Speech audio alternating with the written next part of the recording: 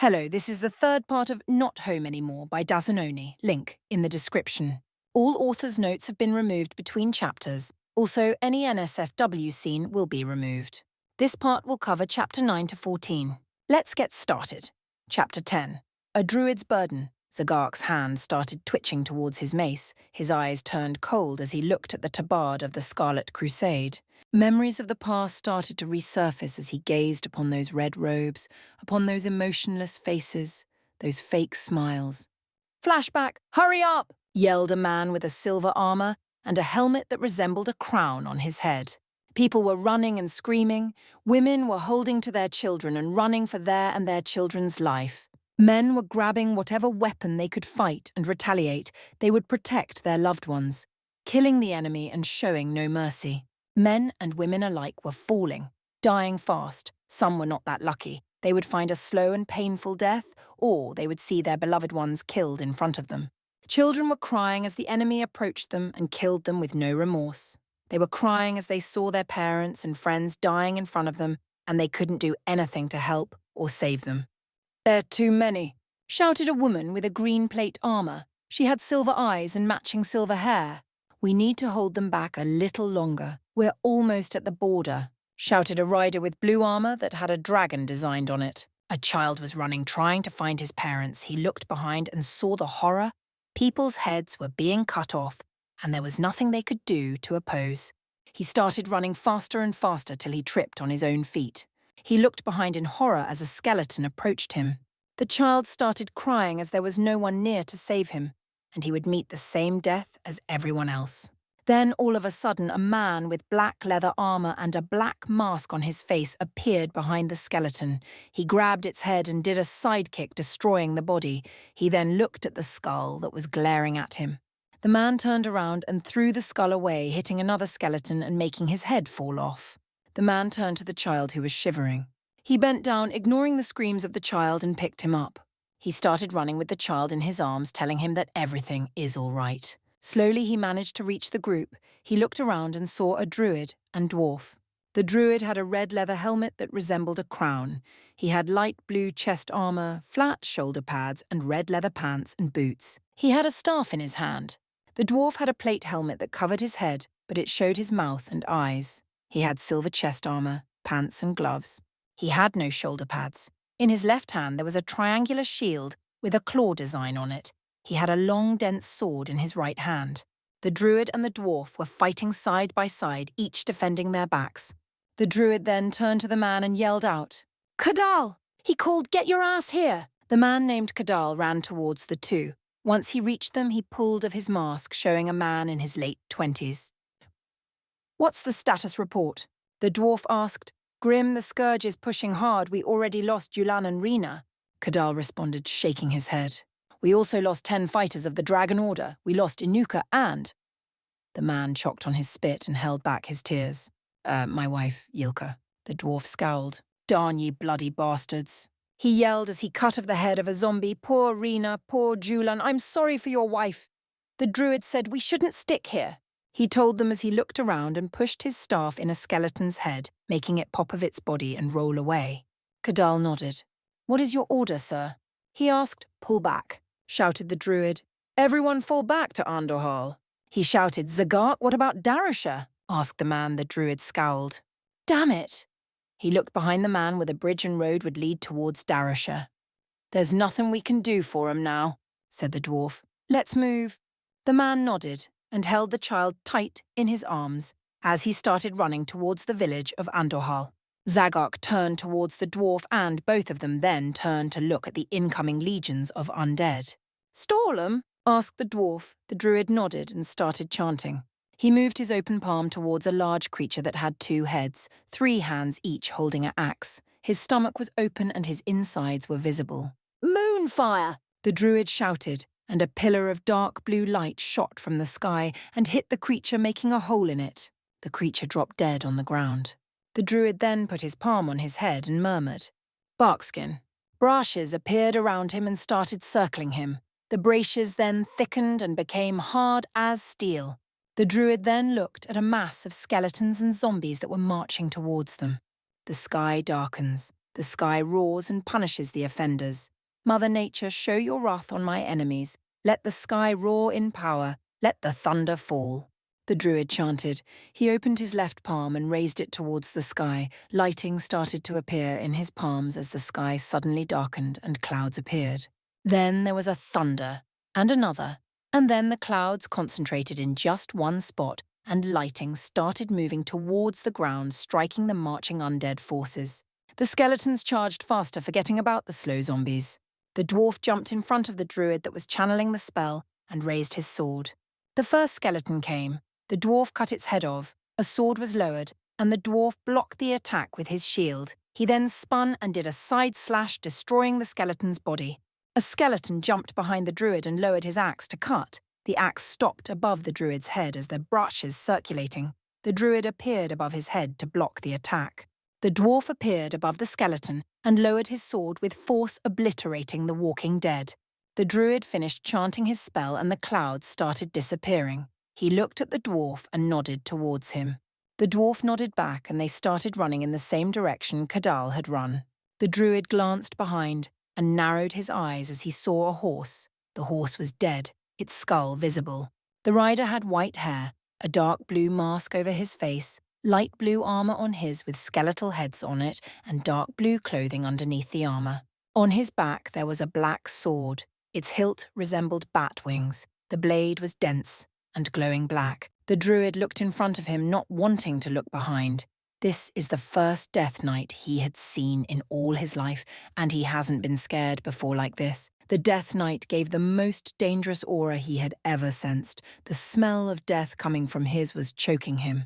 The druid didn't want to look behind anymore. He started praying to Elune and hoping that she would save the refugees and help them hold back the advancing armies of the Scourge. End flashback? Finia, said the king as he opened his arms to embrace his daughter in a hug. The girl smiled and ran up to her father. Naruto jumped out of Finia's arms before she was caught in the hug. He sat down next to her leg, waving his tail. It's so good to see you again, Finia. Her father said, It's good to be back home, father. But, said Finia. As she looked at the crusade members, the king realized what she was meaning and smiled. You don't need to worry. They changed their ideals and decided to join us. He said Naruto's clone, and Zagok decided to walk up then. The king looked at the druid and recognized him. It wasn't hard, after all. The druid had a reputation that surpassed him. He was known all over Azeroth for his deeds, much like other heroes that now fight in Outland against the Burning Legion. The king then looked at Naruto and narrowed his eyes as he saw he was a rogue. He didn't quite trust rogues from the first sight. He looked at the blonde skeptical. The clone decided to talk and introduce himself. Naruto Uzumaki, the clone said as he bowed down. The king nodded. Tandus Rin, king of Stormwind. A pleasure to meet you, the clone said with another bow. The king looked at the boy. A smile crept on his face as he realized that the boy wasn't that bad for a rogue. Finia decided to speak up as well. Father, Naruto here is the guard that did most of the protecting, she said, smiling. He did? The king asked as he looked over the blonde boy. The real Naruto, in the meantime, studied the crusade members. He could see an evil glint in their eyes. He didn't like this not one bit. Now he understood what everyone had meant, that something dark is happening. Naruto walked up to Finia and raised his paw and touched her leg. The girl looked down at Naruto and realized that she wasn't holding him anymore. She smiled and picked him up and held him in her arms, stroking his fur. And what is this? Asked the king, looking over the little fox. Finia turned to her father and smiled. His name is Byakko, said Naruto slowly so only Finia could hear him. One, Byakko, she concluded, smiling. What does that mean? Asked the king. It means spirit fox, responded the druid, still tense. Little Byakko here belongs to a clan of foxes from Teldrassil that are protected by our mistress. It is said that they hold some powers and bless the ones that they deem worthy. Zagok looked at the crusade members and saw a sparkle in their eyes. He narrowed his eyes as he mentally cursed himself for what he said. He shouldn't have said that. Now he made more problems for Naruto. Interesting, said a man belonging to the Scarlet Crusade. Can we hold him? Asked a robed man also belonging to the crusade. Finia narrowed her eyes as she looked at them and held Naruto tighter in her arms. I'm sorry, but I still don't trust you to leave Byakko in your hands, she told them. The king shook his head. Finja, darling, you must understand they are no longer evil. I will understand that once I deem it is true, she said with a pout. The king shook his head but didn't say anything else in that matter. Well then, we should get going, to the palace, he said and turned around. Everyone followed the king as he was walking towards the palace. Finja was right behind her father, glancing behind from time to time and glaring at the scarlet soldiers that would look at Naruto like he was some source of power. On the way to the palace, the druid grabbed Naruto's clone and disappeared from the group. No one saw as he did that. Zagok wanted to run and find his friends and make sure that they are all right. The king looked behind and saw that the boy and the druid weren't following anymore. He shrugged, thinking that they didn't want to stick around and that they had other things to deal with. As Zagok was running through the streets with the clone behind him, he saw many Scarlet members. Too many, in fact. It was like they had moved their base of operation in Stormwind. He didn't like it one bit. He started running faster as he didn't want to make any more mistakes. His mind was already too full with past events that could have been avoided. Flashback. The druid and the dwarf ran and ran. They ran till they reached a farm. They saw the house was surrounded by skeletons and zombies. They looked at the barn that was completely destroyed. They wanted to ignore the skeletons and whatever purpose they had for surrounding the house when they heard someone cry for help from inside the house. They stopped and looked at the house. They saw a woman at the window, calling for them to save her. The dwarf scowled as he knew that the druid couldn't stand back and watch someone die. He knew that he would charge any second.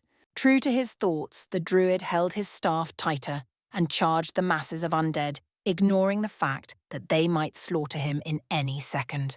The dwarf shook his head and charged after the druid to save his skin again. The druid's movements alerted the skeletons that turned to face him and then charged him.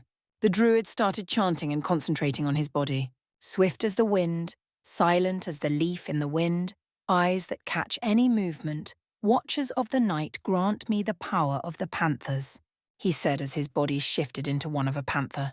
The druid then let out a powerful growl and started moving faster. He jumped up and landed on top of a skeleton. He bit its head, ripping it from the body, and spit it out. He jumped down and bit the next skeleton, ripping its leg and making it fall.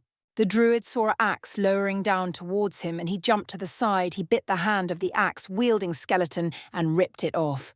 The druid then jumped on the skeleton, making it fall on its back and started mutilating its bones with his claws. When he saw another axe coming down on him, he jumped off the skeleton, letting the axe fall on the skeleton that he had clawed. The druid then jumped on another skeleton and started clawing it. The dwarf finally reached the middle of the battle and raised his sword.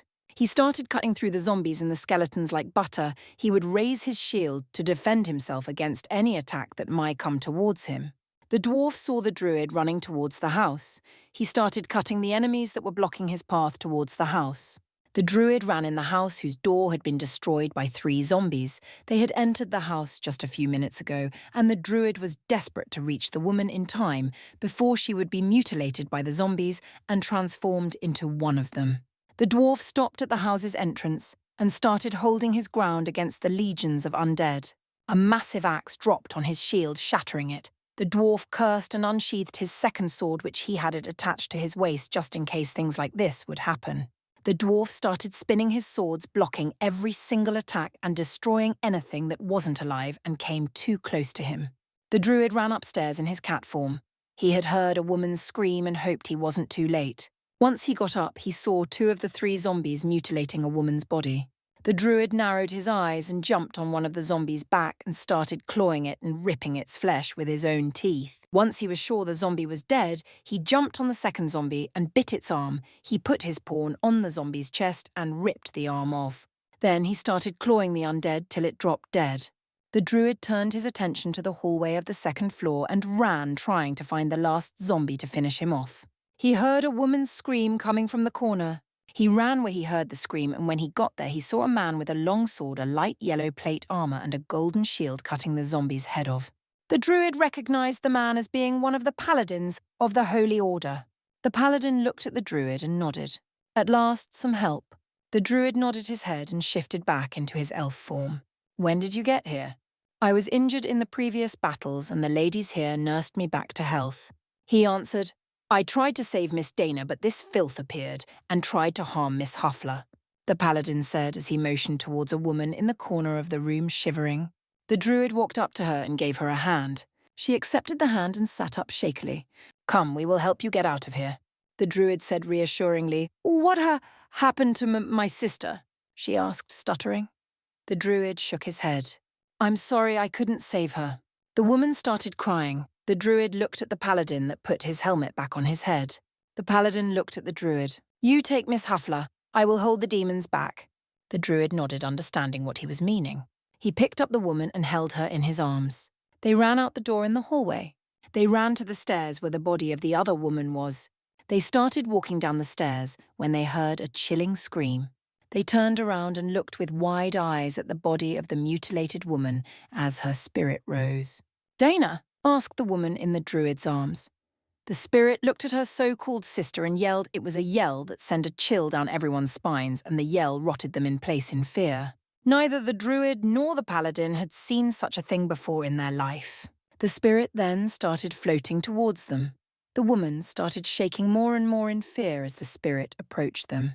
The druid shook himself out of the fear that had taken over him for a second and jumped back, avoiding the spirit's claw-like hand. The paladin jumped in front of the druid and lowered his sword in the spirit's head. The sword cut like it was flesh, and the spirit yelled out in pain. The paladin then did a vertical slash and cut the head of the spirit off. The body then exploded in a bright white light and disappeared. The woman buried her head in the druid's chest, crying over her sister whose spirit she had seen dying right in front of her. The dwarf was having some trouble. He was getting tired faster and faster, and the skeletons and zombies just kept coming, and if it wasn't enough, strange spirits started rising from the ground and attacking him. Sure, he could cut them and kill them, but they were so many and came from so many sides that he was tiring faster and faster. Heck, the spirits could walk between walls as well, so running in the house and trying to barricade himself and the druid inside would be a stupid idea. The dwarf heard footsteps behind him. He was about to turn around when a paladin jumped in front of him and threw a golden hammer in one of the skeletons. The hammer hit the skeleton, then it bounced to the one next to him, and then next one and next one, finally stopping at the fifth skeleton. Every time it hit, a golden light would incinerate the skeletons, destroying them. Gods that watch upon us, light that shines upon us and guides us, O holy light that always guided us through the path of truth. Show your might and burn this beings. The paladin chanted as he stretched his left arm above his head, and a golden light appeared in his palm. Then, all around him, a golden cloud formed that shot around him, incinerating the undead. The undead started moving around aimlessly, trying to make the holy flames extinguish. It was futile. One by one, the undeads dropped on the ground dead, never to rise again. The paladin glanced over at the dwarf. He nodded, and the dwarf nodded back at him. They held their blades tighter and charged at the same time the masses to make an escape route. The dwarf jumped in the middle of a group of skeletons and moved his blades to the side. He started spinning till he became a blur, and his swords were cutting anything that got too close. Once he stopped spinning, he jumped on a skeleton and destroyed it with his swords. He charged the next one, and once he was done with that one, he picked a new target. The paladin had only one sword, but it was enough. The sword was massive. With his shield, he would defend himself. He would swing the sword with great force on the undead, taking down 3 in one go. The paladin would sometimes move his open palm towards an undead, and the undead would suddenly be ignited in a golden flame, destroying its body. The druid and the dwarf would hear him mutter exorcism just before the flames would entangle the undead. The druid looked around, trying to find a way out of the masses. He had to save the woman who was weeping in on his chest. He looked behind him and narrowed his eyes as a skeleton was running towards him. "Mother Nature, let your roots grow and entangle your enemies." He said, entangling roots.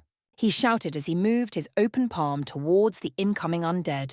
Roots shot out of the ground and entangled the undead, holding him in place.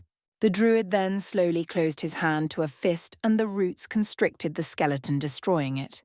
The druid looked towards the road and saw the Death Knight accompanied by 2 liches. He narrowed his eyes. "We got to get out of here!" he shouted. The paladin looked at the Death Knight and knew that they won't be able to escape if they run. Even if they would run through the woods, the Death Knight would catch up and kill them with just a swing of the sword. The paladin looked at the druid and then at the woman that was looking at him with teary eyes. "Thank you for nursing me back to health, Miss Huffler," he said. He then looked at the druid.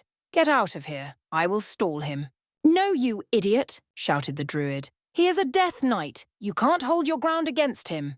Forget about me and run, shouted the paladin. Run to Lordaeron and seek refugee there. And with that, he charged the Death Knight, ignoring the cries of the woman that pleaded him to stop. The druid scowled and motioned for the dwarf to follow. The dwarf complied, and he followed the druid as he sped towards the forest, carrying the crying woman. The dwarf glanced behind and saw the paladin fighting a legion of undead all by himself and getting stabbed and cut. The last thing he saw before the trees blocked his view was the paladin on his knees looking at the Death Knight and the Death Knight cutting his head with a move of his sword. Unknown to the dwarf, the druid had also seen the death of the paladin and couldn't help but feel that he was the one to blame for his death. He could have stayed behind and tried to stall while the paladin would carry the woman and run away. But now it was too late. The Holy Order had lost another paladin, and this one looked like a powerful one. If the Death Knight had killed him like that, it only meant that nothing would stop them. He looked towards the direction Lordaeron is and prayed to reach Andahal in time and take the refugees to the capital city and ask for help. He heard that the prince, Arthas, had returned from Northland 3 months ago, and he had defeated an army such as this with a mystical sword of great power. He hoped that the prince would save them and that he would stop this invasion. End flashback. Phinia had followed her father till they reached the palace. Once inside, the guards waited outside and they made their way to the throne room as her father wanted her to meet her new teacher. She didn't know why her father wanted her to study more. She had learned as much as a priest needed to learn to be ready to fight. As they walked inside the throne room, Phinia saw a woman with a red chapeau on her head. She had white hair that reached down to her shoulders. She had black eyes and red marking around her eyes. She had a red robe, red boots and gloves, and a staff in her hands. The king walked to the end of the room and sat at his throne. He looked at Phinia. Phinia, this is High Inquisitor Sally Whitemane. Tandus said. The woman gave the girl a smile. It's good to finally meet you. Your father speaks high of you, she said as she extended her hand to shake hers. Phinia hesitantly shook the woman's hand. Thanks, likewise, said Phinia, uncertain. Now, Phinia, remember that I told you that you will have a new mentor? The girl's father asked. The girl nodded. Yes, what about it? She asked. Well, Whitemane here was happy to take you as her pupil, the king said, making Phinia narrow her eyes and Naruto growl.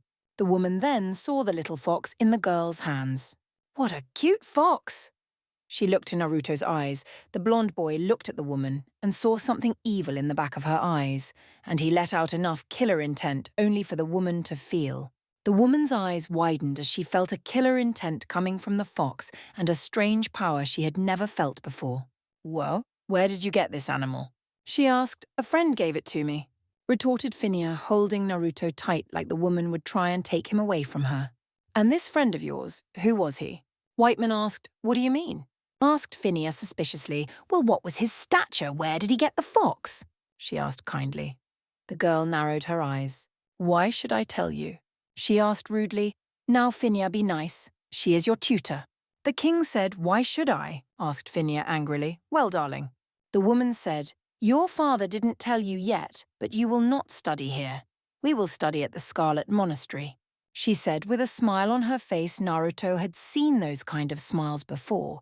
They didn't mean anything good, from all his experience when he was beaten and tortured, and people would say that they would help him, but in fact they would deceive him. He knew all about that kind of people, and this woman was a liar, Naruto growled more at the woman. Phinia, tell your pet to stop this behavior, commanded her father. Phinia raised Naruto up a little and planted a kiss on his head and told him to stay quiet. The blonde boy hesitantly stopped growling and then just stayed silent and watched as the events unfolded. Phinia looked up at her father and then at the woman and started throwing daggers. I will not go there. She said, Phinia, this is for your own good and for you to learn more. Her father told her, you won't find anyone more capable and more powerful than me. The woman said, no, I will not go. The girl said as she turned her head to the side, Phinia, you will go, and that is an order. Her father said, raising his voice. Phinia gasped at her father's outburst. He never shouted at her. This was the first time he had ever shouted at her, and it scared her. This wasn't the father that had raised her and loved her all her life. This wasn't like him. The woman smiled and decided to add a little more to the girl's shock. Don't worry, you will be home in time for your wedding. she said in a as-a-matter-of-fact tone. The girl narrowed her eyes and looked at her father shocked. The blond boy perked his ears, wondering what the woman had meant. Phinia looked at her father that just stayed in that seat like nothing had happened. She waited for an explanation. "Yes," said the king, "you are engaged." He told the girl whose heart stopped. What?" she asked, stuttering and hoping she didn't hear right, or that she was imagining all of this. "You are engaged to the boy of one of the noble clans of Stormwind." He told her, "You don't mean—" "Yes, I mean him. He is the only boy in the entire clans and you will marry him to strengthen the city and the clan," said the king. Phinia was shaking in despair. "But he doesn't even care about— About what?" Asked her father. "He is a good man and this pact was made 6 months ago. We cannot back it up anymore." Tears started to form in the girl's eyes. "But why?" she asked. "I don't love him," she shouted. "He cares only for power." "Don't raise your voice at me," shouted the king back. Phinia gasped again. This wasn't like her father. "It has been settled. Deal with it." Phinia looked up in her father's eyes that turned cold. She started crying and ran out of the throne room to her bedroom, leaving a smirking woman and a emotionless king behind. Zagark looked everywhere. He even shook the Scarlet Crusade of his tail, but he still didn't find them. He was reaching the moment of despair. They couldn't have died, they just couldn't. The druid ran in the park district of the city and looked around in desperation.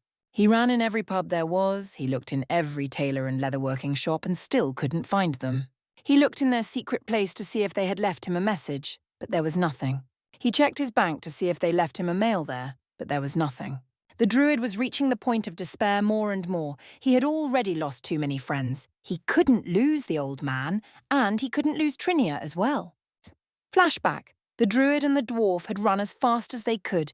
Everything was silent. The only sounds that could be heard were the sobs of the woman and the words of the druid that was trying to calm the woman down. They looked around the forest and realized that they were getting closer and closer to Andorhal. The forces should be ready there, and they should be organized already, and once they get there, everything should go smoother. They had been taken by surprise when dead started rising from the ground in the city of Stratholme. As they'd taken as many survivors as they could, they ran out of the city through the secret exit. Once outside, they were again attacked by more and more undead. On the way, more soldiers have died, more refugees have lost their lives. As they started exiting the forest, they ran up towards the top of a hill. Once on top, they gazed upon Andorhal. Their eyes widened at the sight. The druid fell on the ground on his knees and was fighting back his tears. The village of Andorhal was in ruins. Every building was in flames. They could still see soldiers fighting, trying to buy time for the refugees. One by one, they would fall by the hands of the undead, and then they would arise as skeletons or mindless zombies and kill their own friends, teammates, or family. The druid got back on his feet and looked around. He saw a cavalier of the Holy Order running out of Andorhal carrying a baby in his hands. The druid ran down towards the cavalier. Said cavalier, hearing something approach him, unsheathed his sword and got ready. He relaxed a little when he saw the druid and the dwarf. What do you want?" the cavalier asked. The druid approached him. "Please take her and get her to safety. I have to help the people in Andorhal." The cavalier looked at the crying woman and then back at the village and shook his head. "Don't go in there. The village is lost. Run to Lordaeron. It's our only salvation." He said. The druid put the woman down on her feet, and the cavalier helped her mount up on the back of his horse. The druid took his staff in his hands and shook his head. "Just get out of here and save her and what you are already carrying. I have to do this," the druid said as he ran towards the burning village, his blue cape moving behind him as the wind blew and as he ran. "Fool!" shouted the cavalier as he sped away. The dwarf cursed again and became worried. If the druid ran in the village, it could only mean that the team he was leading was still in there. He started running after the druid, or at least trying to find him as the druid disappeared in the rumble. The druid was running through the village, trying to avoid any unnecessary fights. He looked left and right and could only see soldiers die by the hands of the undead. There was nothing he could do to save them. Everything was lost, and he could only hope that the people he was searching for were still alive. The druid suddenly saw a group of fighters in front of the village's main building, fighting of masses of undead and trying to save the refugees that were inside. The druid ran towards the group of brave fighters. A man with silver plate armor and a helmet that resembled a crown, a female night elf with silver hair and a bow in her hands, an old man with blue robes, and a man with a shield that had the design of a dragon on it. The druid started swinging his staff, hitting the undead in his way and trying to make his way towards the team he was supposed to lead. He looked in front of him and saw a massive skeleton raising his sword to strike. Before the skeleton could lower the sword, something crashed into him and sent him flying away. The druid looked and saw the dwarf smirking behind his mask. The dwarf then started clearing the way with the druid behind. That was giving him spell support. They looked at the entrance of the building and saw that more soldiers came out. There were 30 men and women defending the building. They all looked tired and that they would fall any second, but their eyes said otherwise. They still held power and determination. The dwarf managed to clear the way for him and the druid and reached the group. The druid ran in the middle of them, inspecting each and every one of them, making sure none of them was injured. They had already lost 3 priests and 2 druids. He and a female elf were the last of the druids alive, and they only had 1 more priest. Seeing no injured, the druid started looking at their faces to see who was dead and who wasn't. He saw Kadal inside the building with the child he had saved holding him in a hug, while the boy was crying on his shoulder because of the fear. The druid turned his attention towards the battle. He saw a mage that jumped in the middle of the masses and raised his arm. A blue energy shot all around him and froze the enemy in place. The mage then ran out of there, while the other 2 mages were calling down ice shards from the sky, and a warlock was calling down fireballs from the sky. He looked over and saw the elf hunter firing arrows and hitting every target in the head and finishing it in just 1 shot. He looked at the priest that was healing everyone, the same with the druid. He saw 2 paladins that were also helping with the healing of the wounded. The druid suddenly felt a cold breeze. He looked up to the hill where he was just a few minutes ago, and his eyes narrowed as he saw the Death Knight there with a lich that was breathing ice out of his mouth. "We got to get out of here!" the druid shouted. Everyone looked up at the hill and narrowed their eyes when they saw the Death Knight and the lich. A ruckus started as everyone was disorganized and was trying to get away from the coming death. The refugees forgot of the undead, and some were stupid to run away without protection. Needless to say that they were killed in a matter of seconds and turned to mindless slaves of whoever was controlling them. "Everyone calm down, we need to get organized," yelled the druid in despair. This wasn't what he was ordered to do, and this was nothing that he could handle. 3 druids, a rogue and a hunter were sent to the Easter Kingdoms to see how the humans were faring. They had come across the dwarves, and the druid made a friends amongst one of them, and then all of a sudden all this happened, and the former leader of Strathholm placed him as the leader of the escape group. This wasn't what he wanted. He never experienced such a thing before, and this wasn't something he could handle. Strangely, everyone started to organize. Kadal ran up to the druid. "Please hold him," he said as he handed the child he carried for so long to the druid. The druid took the young boy in his arms. The boy was a little reluctant to leave the man's embrace, but he had no choice. Kadal took out his dagger and, like a madman, he jumped in the middle of the undead to buy time. He started cutting everything that came in his path. He would kick them away, cut throats and head off. "Father!" yelled a little boy around the age of 5 or 6. Zagark looked to where the little boy was looking and saw that one of the mages had been stabbed in the heart and then decapitated. The druid saw the little boy running towards his falling father. "No, don't!" shouted the druid as he ran up to the boy. The boy was grabbed by the hunter and stopped. The boy was crying his heart out as he just lost maybe his only family. The druid walked up to the boy and picked him up. He swung him over his shoulder, holding him with one hand, and then he swung the child Kadal had carried over his other shoulder and held him with his other hand. "Retreat!" shouted the druid, and everyone started running away.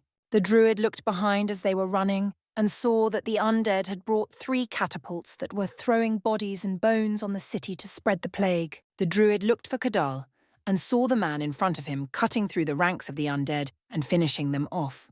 The group made it out of the village, but 10 more had died. The priest was dead, 2 paladins had died, 1 mage died, and 1 warlock died. They had also lost 2 human rogues and 3 warriors. Their numbers were short. The other druid was too tired to continue healing, same as the paladin.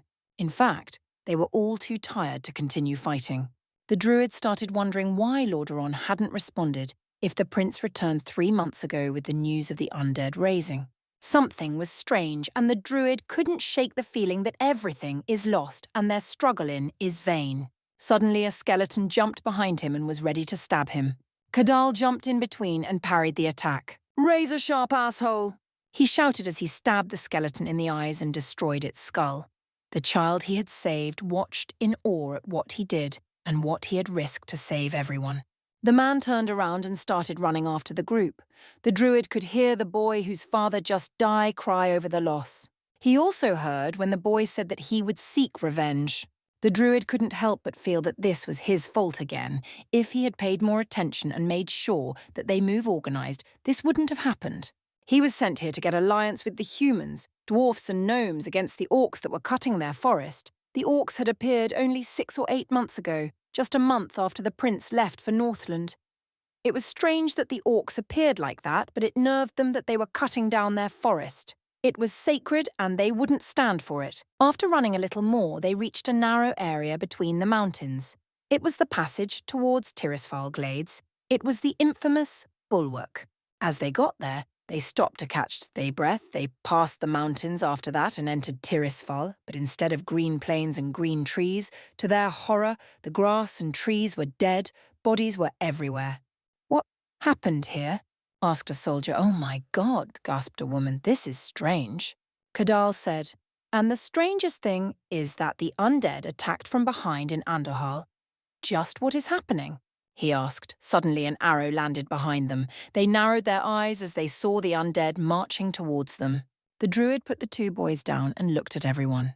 "All right, we don't know what happened here, but I will not let anyone else die," he said with confidence. "What will we do?" asked the remaining mage. "The only thing we will defeat these monsters, and then we will guide the refugees to the second human capital, the capital of Stormwind." The druid answered. "Why there?" asked a refugee. "I have a bad feeling something happened with Lord Aeron." The druid answered sadly. "We don't care what you think," shouted a refugee. "We need to get out of here, and Lord Aeron is the safest place." "You idiot, shut up," shouted the hunter. "People died to defend you. You will follow the leader's orders." She said angrily, "Shut up, everyone." The druid shouted, "They are coming. We need to defend everyone." There was a chorus of agreement, and everyone got ready. 20 brave fighters stood between the undead army and the refugees. The undead charged in full force, and the defenders started fighting like their own lives depended on it. In truth, their lives was now meaningless. They could have left the refugees behind a long time ago if they wanted to survive. The moment Andorhal had fallen everything, all hope of survival was lost. All they could do now is make sure that the refugees survive. 500 refugees. They all had to survive. Children, women, men, elders, they had to survive. It was the least they could do now. The defenders fought bravely. Though they were only 20 and the enemy outnumbered them, they didn't outskill them. The defenders knew what they were fighting for, and with what they were fighting, there was no way they could lose now. This was the last stand, and they would make sure that everyone would be all right. Hours passed, the hunter ran out of arrows and was forced to fight with her swords. Everyone was on the edge of their strengths, and the druid started healing despite the fact that he wasn't a healing druid. Everyone was praying for salvation to come, for someone, for an army to come and save them. Then, as if their prayers were heard, an army started approaching from Lordaeron, it seemed. They all had a tabard with a flame, 2, on it. Everyone started cheering and clapping. They were saved. Then their hopes and prayers turned to horror and shock as the first rider cut the head of a refugee and started attacking the rest. The druid did the only thing he could do at that moment. "Defend the refugees," he shouted. "Kill the so-called reinforcements. Scatter in half." The group split. Half of the defenders engaged a desperate fight with the riders. The other half engaged in a desperate fight with the undead. "Boy," shouted Kadal as he saw a rider approaching him. He ran up to the boy and jumped at him. He grabbed the boy and rolled on the ground, avoiding the attack. "Hide in the bushes," he said as the boy nodded and ran behind a bush. The man took his daggers out and glared at the rider. "What the fuck are you doing?" he shouted. "They are all undead in disguise. We are the Scarlet Crusade, and we will eradicate the scourge," he shouted as he charged Kadal.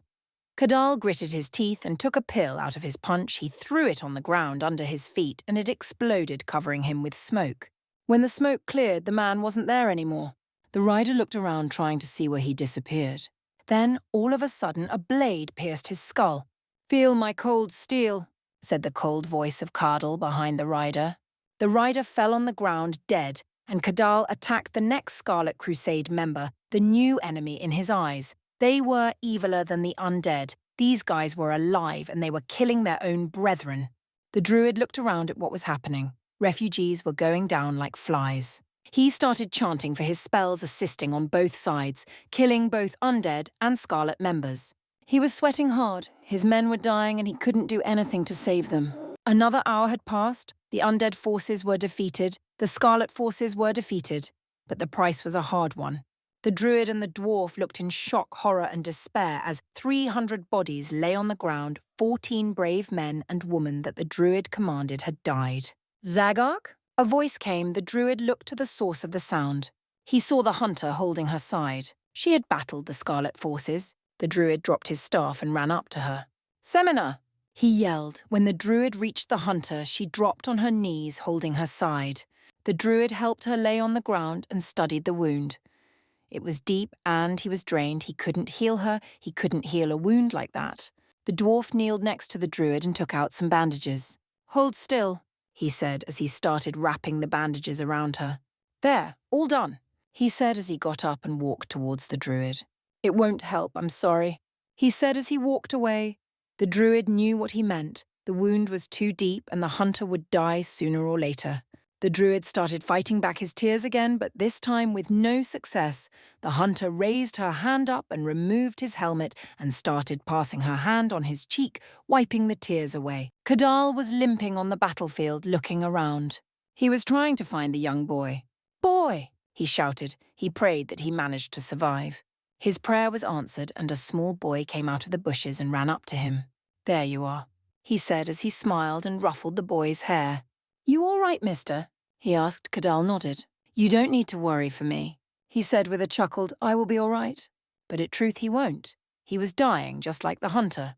The druid didn't analyze anything. He couldn't do anything. He was at a loss of words. Before him, the woman he loved was dying, and he, as a druid, there was nothing he could do. A small child walked up to him and put his hand on his shoulder.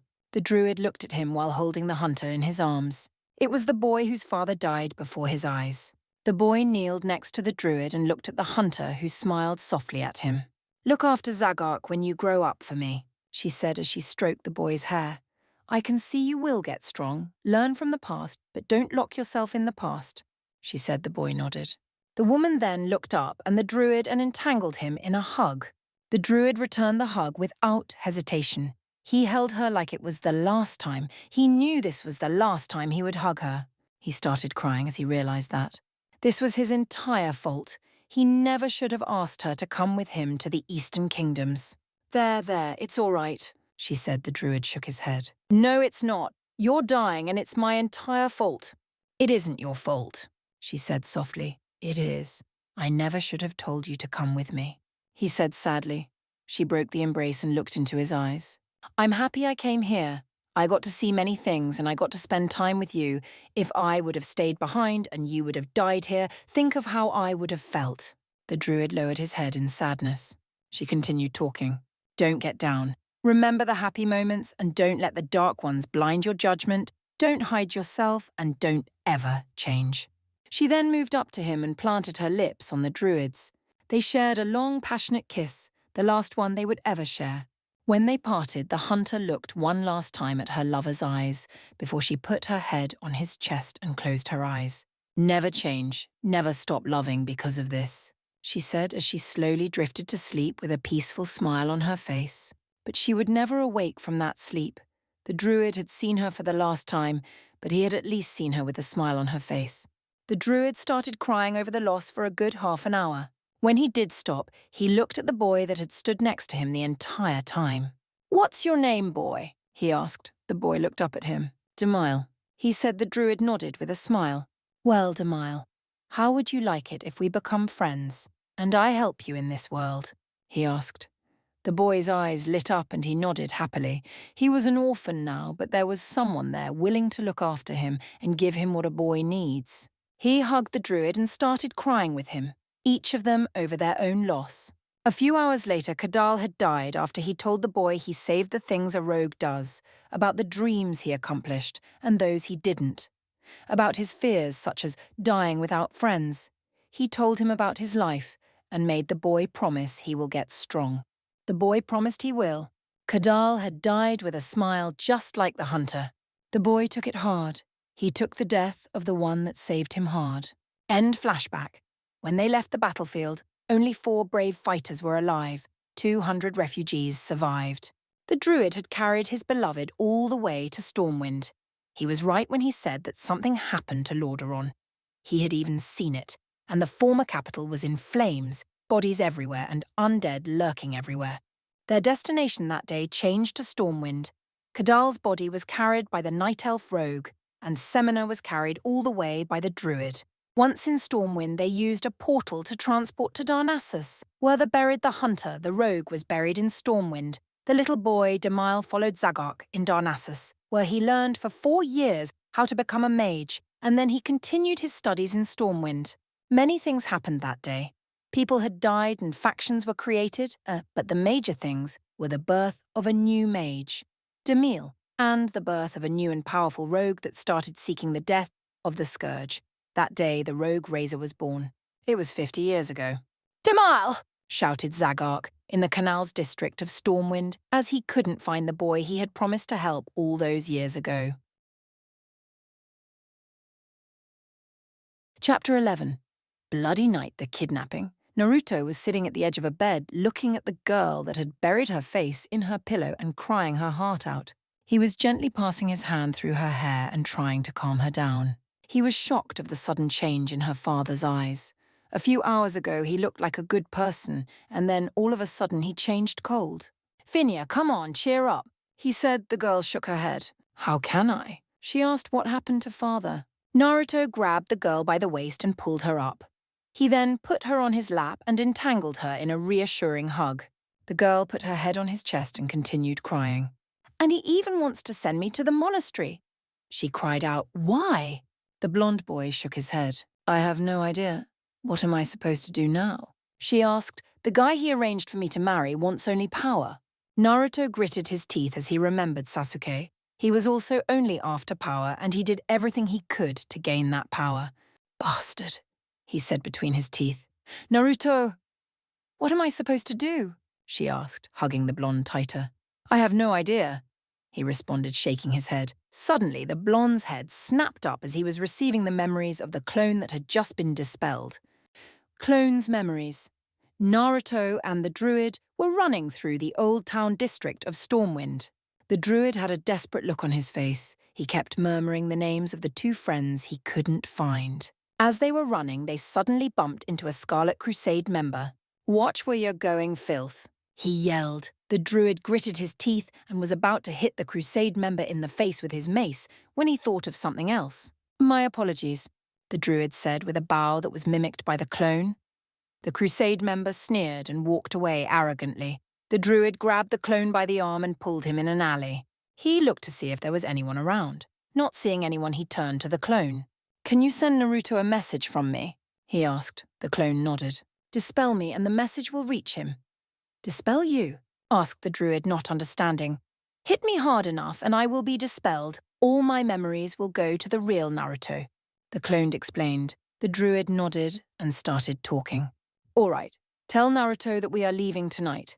I will try and find my friends and get us a portal to Shatrath, and he has to meet me at the gates of Stormwind at midnight tonight." The clone nodded. "Well, what about Finia?" he asked. Zagark scowled as he knew that he couldn't leave the girl here. The druid snapped his fingers. "Right, tell her that we are leaving and ask her what her plans are. If she decides to come, the organization will look after her safety. We cannot lose the heir to Stormwind." The clone nodded. "All right, dispel me." Zagark nodded and landed a powerful punch in the clone's stomach, dispelling it. The last thing he said before the clone disappeared was a sorry. End clone memories. Naruto finished looking over the newly received memories. He sighed and looked down at the crying girl and tried to find the words to tell her that he was going to leave.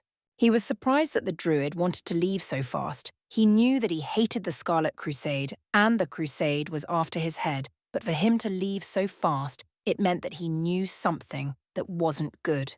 "Finya," Naruto said gently, "I have some bad news." The girl looked up at him with teary eyes. "What happened?" He asked. "Remember the clone I created?" He asked, and the girl nodded. "Zagok just dispelled it with a message. I am leaving tonight at midnight." The girl started tearing up more. "You're leaving?" she asked. She couldn't believe that the boy with whom she had fallen in love would leave right now in the most crucial moment, when she didn't know what to do and how to act with all the news she was receiving.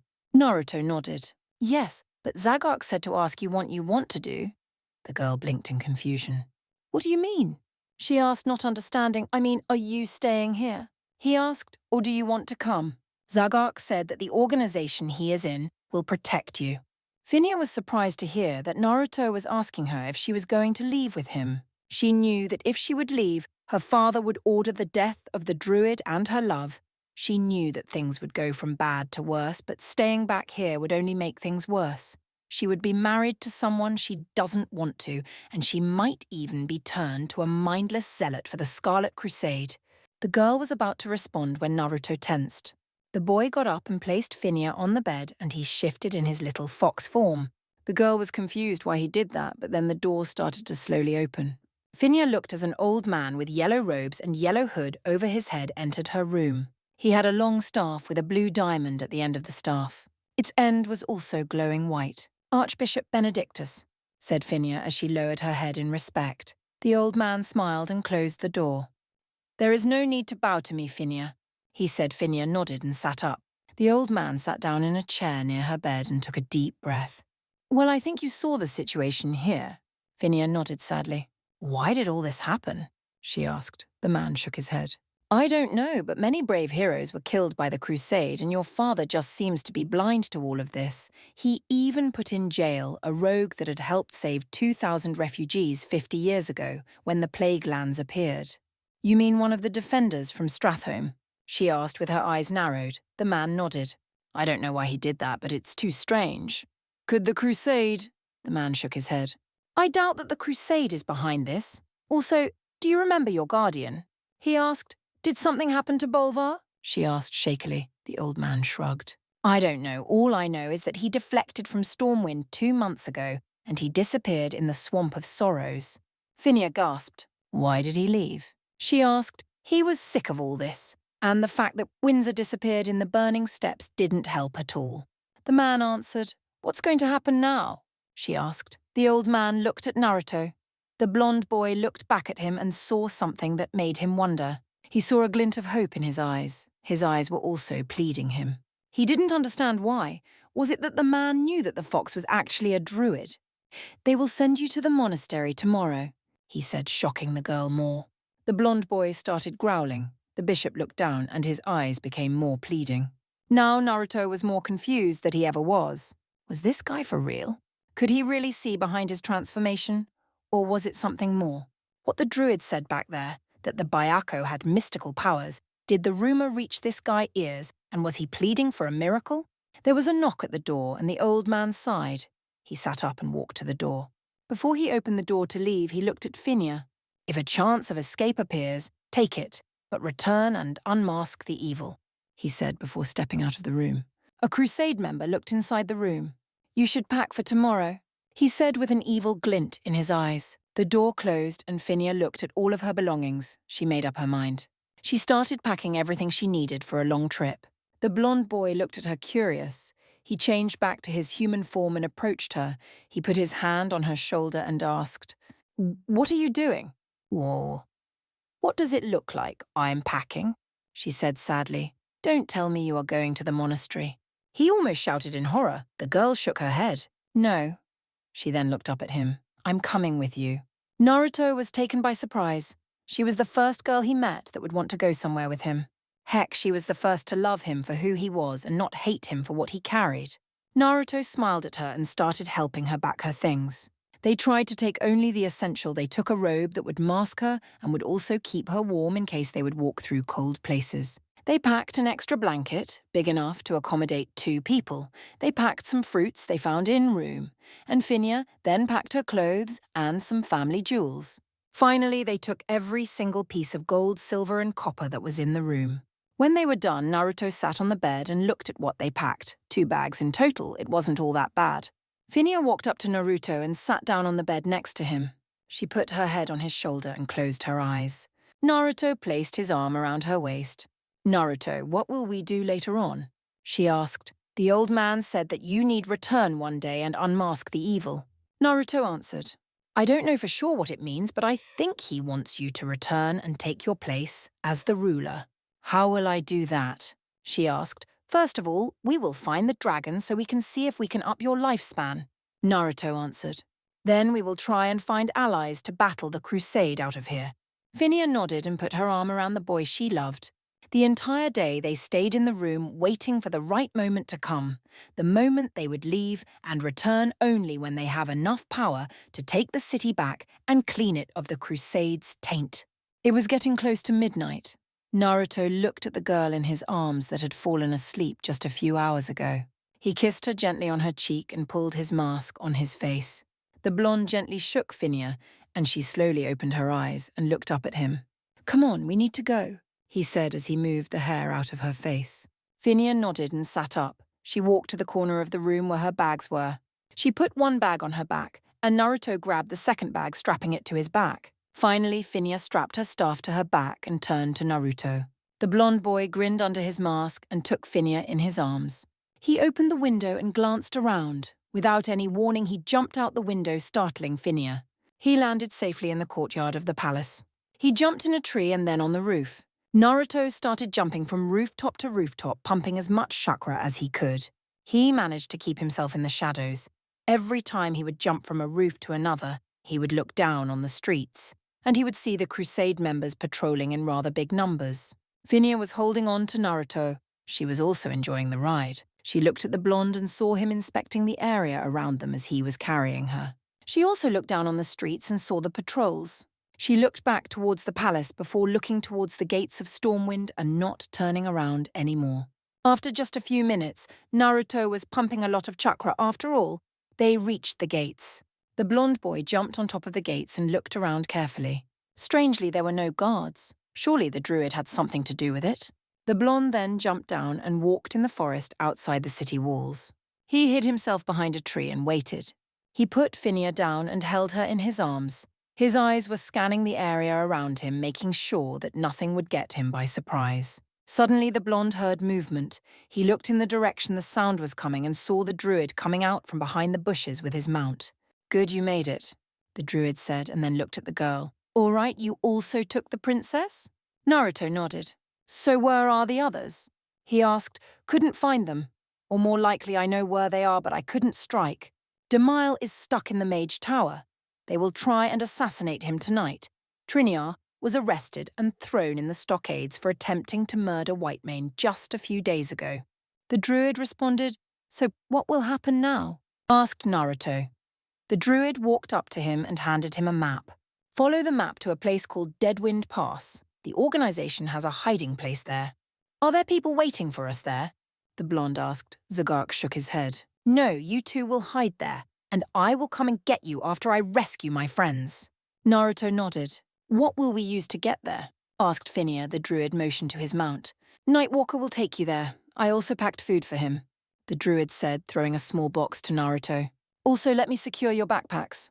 Zagark told them and took out 2 containers, small boxes. "I've heard about these containers," said Phinia as she looked at them. The druid nodded. "Come in handy, especially if you travel a lot." Naruto and Phinia took their backpacks off and handed them to the druid. The druid then sealed them inside 2 small boxes, and he handed them to Naruto, who placed them in one of his pockets. The druid then motioned for them to mount up. The giant cat lay down on its stomach to make it easier for the 2 teens to get up. Naruto was the first to mount up. He then offered a hand to Phinia, who gladly took it and climbed up, positioning herself in front of Naruto. The blonde boy put a hand around her waist to hold her in place, and with his other hand he held on to Nightwalker. "Don't stop running till you reach Deadwind Pass." The druid said, "What will you do?" the blonde asked, looking at the druid. The druid looked towards the wall of the city. "I have to bail someone out of jail," he said as he turned around to look at Naruto. "Care to hand me one of those kunai of yours?" He asked. Naruto nodded and looked in his pockets. He took out a kunai and his headband. He handed the kunai to Zagok and looked at his headband. He tied his headband back on his forehead and nodded at the druid. The druid walked up to Nightwalker and looked at the cat in the eyes. Now you listen to Naruto and the princess. Take them to safety. The cat let out a growl, letting the druid know that he already knew what his mission was. Zagok grinned and shifted into a panther and dashed towards Stormwind. Nightwalker galloped away through the forest, avoiding the road. He already knew where Deadwind Pass was, so he wouldn't need directions from the blonde boy. Naruto held Phineas tighter. He looked behind where the city was, trying to understand what was going to happen from here on.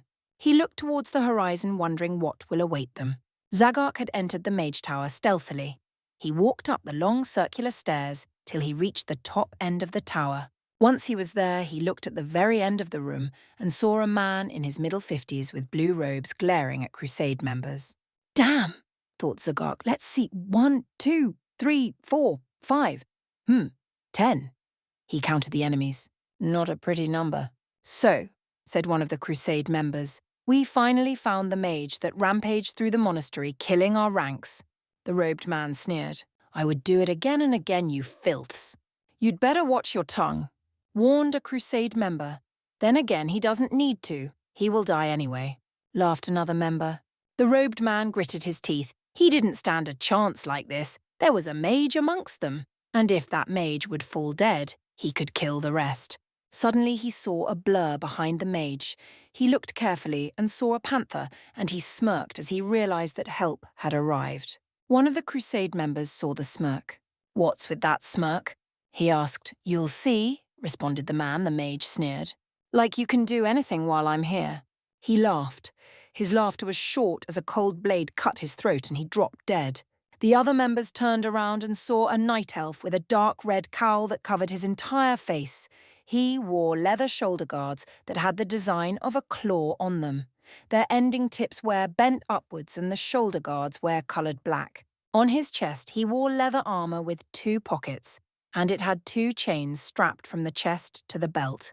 His boots were now black. He wore black pants and gloves. On his back was a staff whose top ending looked like bat wings with a green diamond between them. What is the meaning of this? Yelled a Crusade member. The newcomer glared. I'm here to kill you, he said darkly. Not if we do that first, shouted the Crusade member. The robed man grinned. He disappeared from his position and reappeared between the masses of Scarlet Crusade members. He raised his open palm up and a blue glow formed around it. It then shot out and froze his enemies. He jumped away and landed in front of the druid. He extended his arm in front of him and opened his palm. Wind shot out of his palm, shattering the frozen men and killing them. The robed man turned to the druid and grinned. He shook the druid's hand. You finally came, Zagok. The druid shook his head. You are hard to track down, Demile. The man, Demile, laughed. Well, now that you found me, we need to get out of here. Not before we rescue Trinia, responded the druid. Right, lead the way. He said. Zagok started running out of the tower, followed by Demile. Once they were outside, they were greeted by a gruesome sight.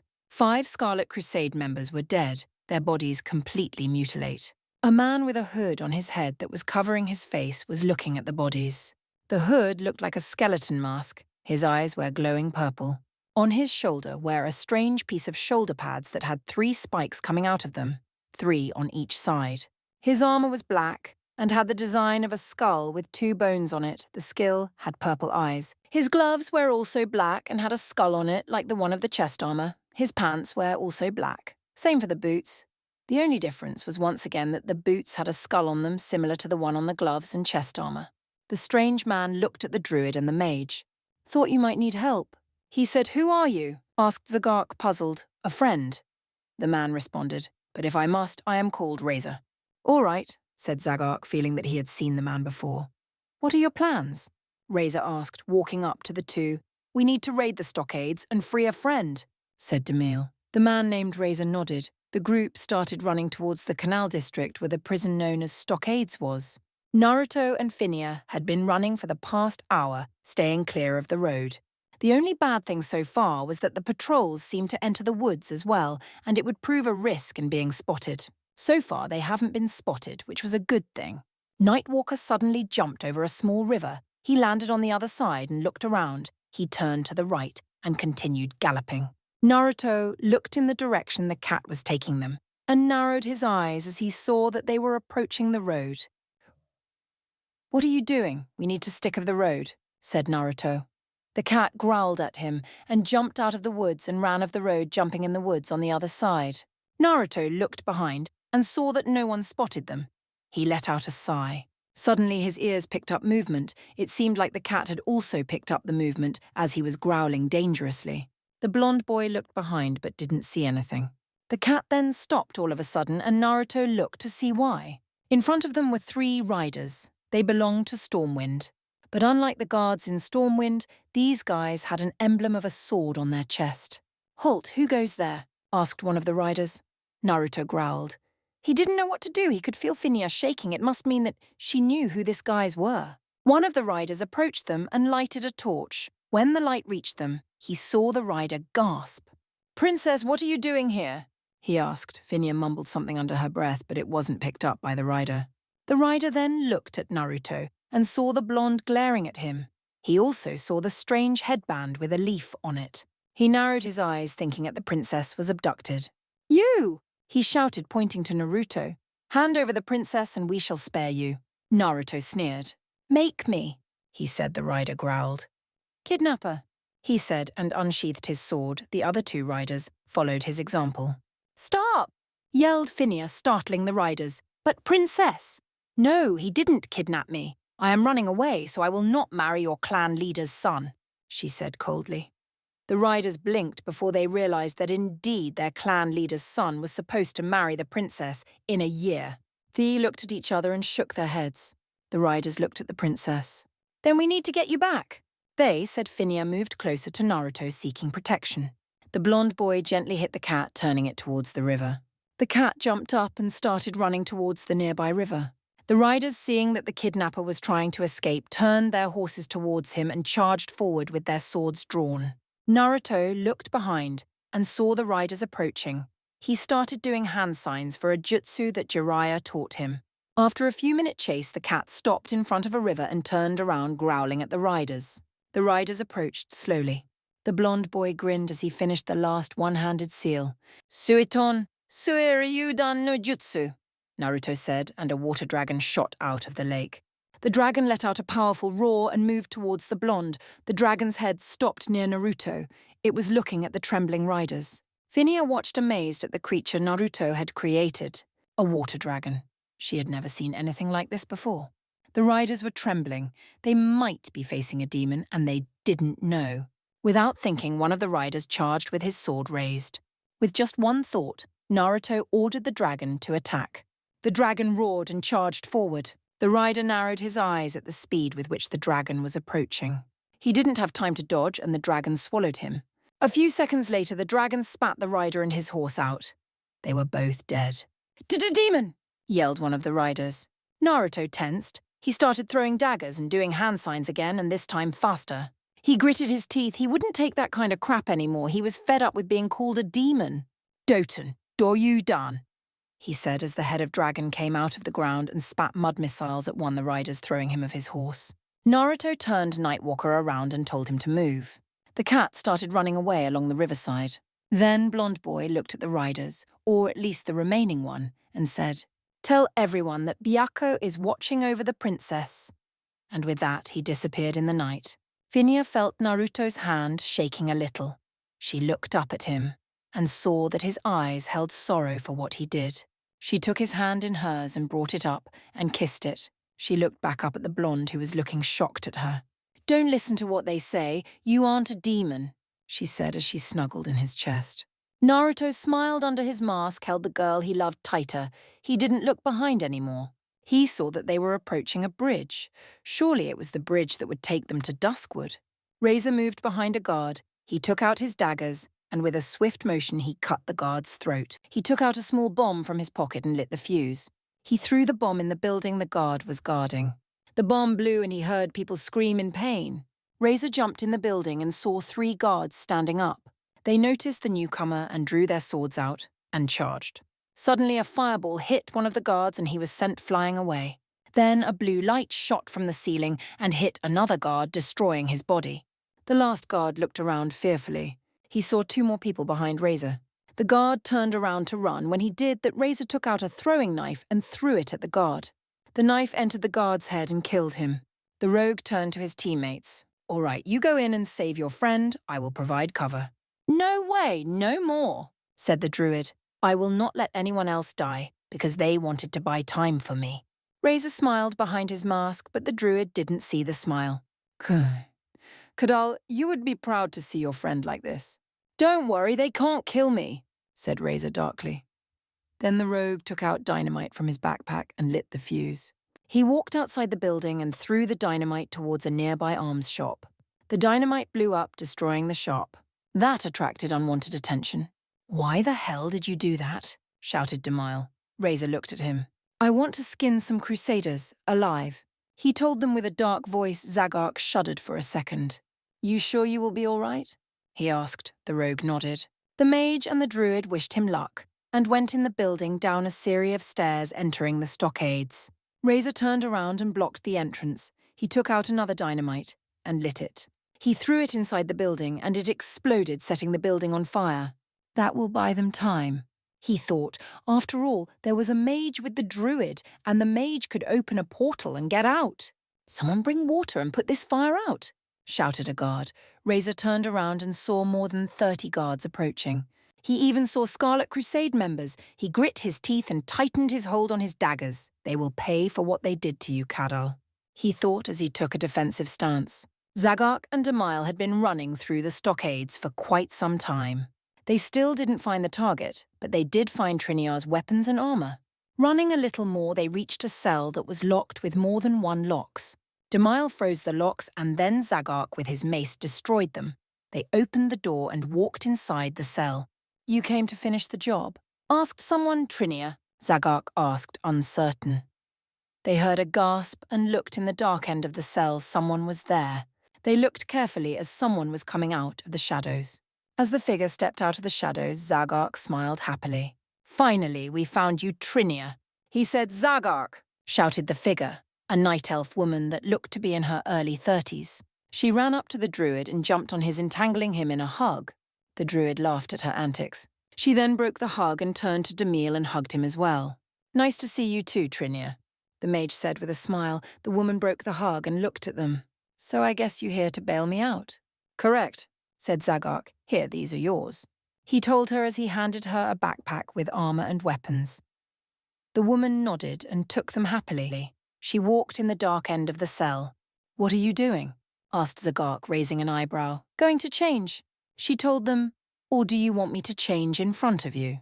she asked teasingly, making both men blush. A few minutes later, the woman stepped out of the shadows wearing her armor.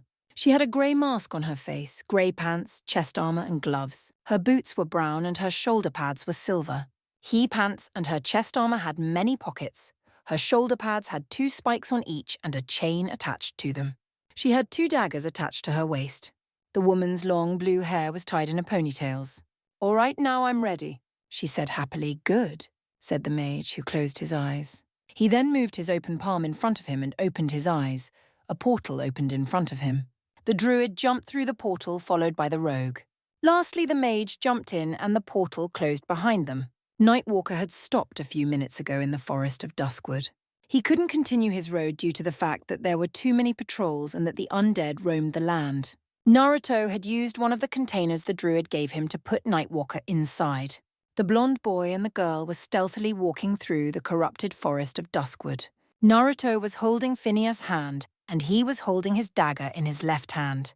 He was trying to walk as stealthily as possible so as not to draw unwanted attention. Phineas was holding Naruto's hand tightly. Her free hand was close to her staff, and she was ready to take it out in case something or someone jumped in front of them and wanted to fight. She was ready to fight back if needed and not be a burden for Naruto. To make things worse, they were walking through part of the forest that was roaming with undead, zombies to be more exact. Mindless zombies that only wanted to devour someone. The 2 runaways suddenly stopped as a zombie was walking towards their position. It didn't look too good. Then, all of a sudden, someone jumped on the undead and with a massive sword he cut the zombie's head off. Naruto looked to see who it was. The newcomer had strange plate armor, and he was a warrior for sure. The newcomer's helmet covered his mouth and his head, but his eyes were visible. The newcomer's chest piece had a yellow diamond in the middle. The chest piece was grey, a dark grey to be more precise. His shoulder guards had 3 spikes on each side. His gloves looked like steel, same with his boots and pants. The most noticeable feature was that his legs were skeletal, his knees had no flesh, and his eyes were giving a dangerous orange glow. He's an undead of the Forsaken, said Finia slowly.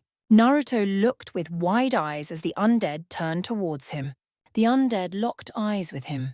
The blonde boy wondered how come the undead could see him behind the bushes. Then, all of a sudden, the undead started walking towards them. Naruto gulped nervously and tightened the grip on the dagger. Then, without any warning, the undead spun around and chopped the head of another zombie. He then charged the approaching masses, killing everything in his path. It seemed like his attention was drawn away. Naruto sighed in relief and sheathed his dagger. Not wanting to risk anything like this anymore, he took Finia in his arms and jumped on the branch of a tree and started running through the forest, jumping from branch to branch. The undead looked in the direction Naruto had run and gave a small nod before turning towards the mindless zombies. Zagok, Demile and Triniar ran as fast as their legs could keep them. The druid had explained his companions what had happened, and they were shocked to hear about the princess.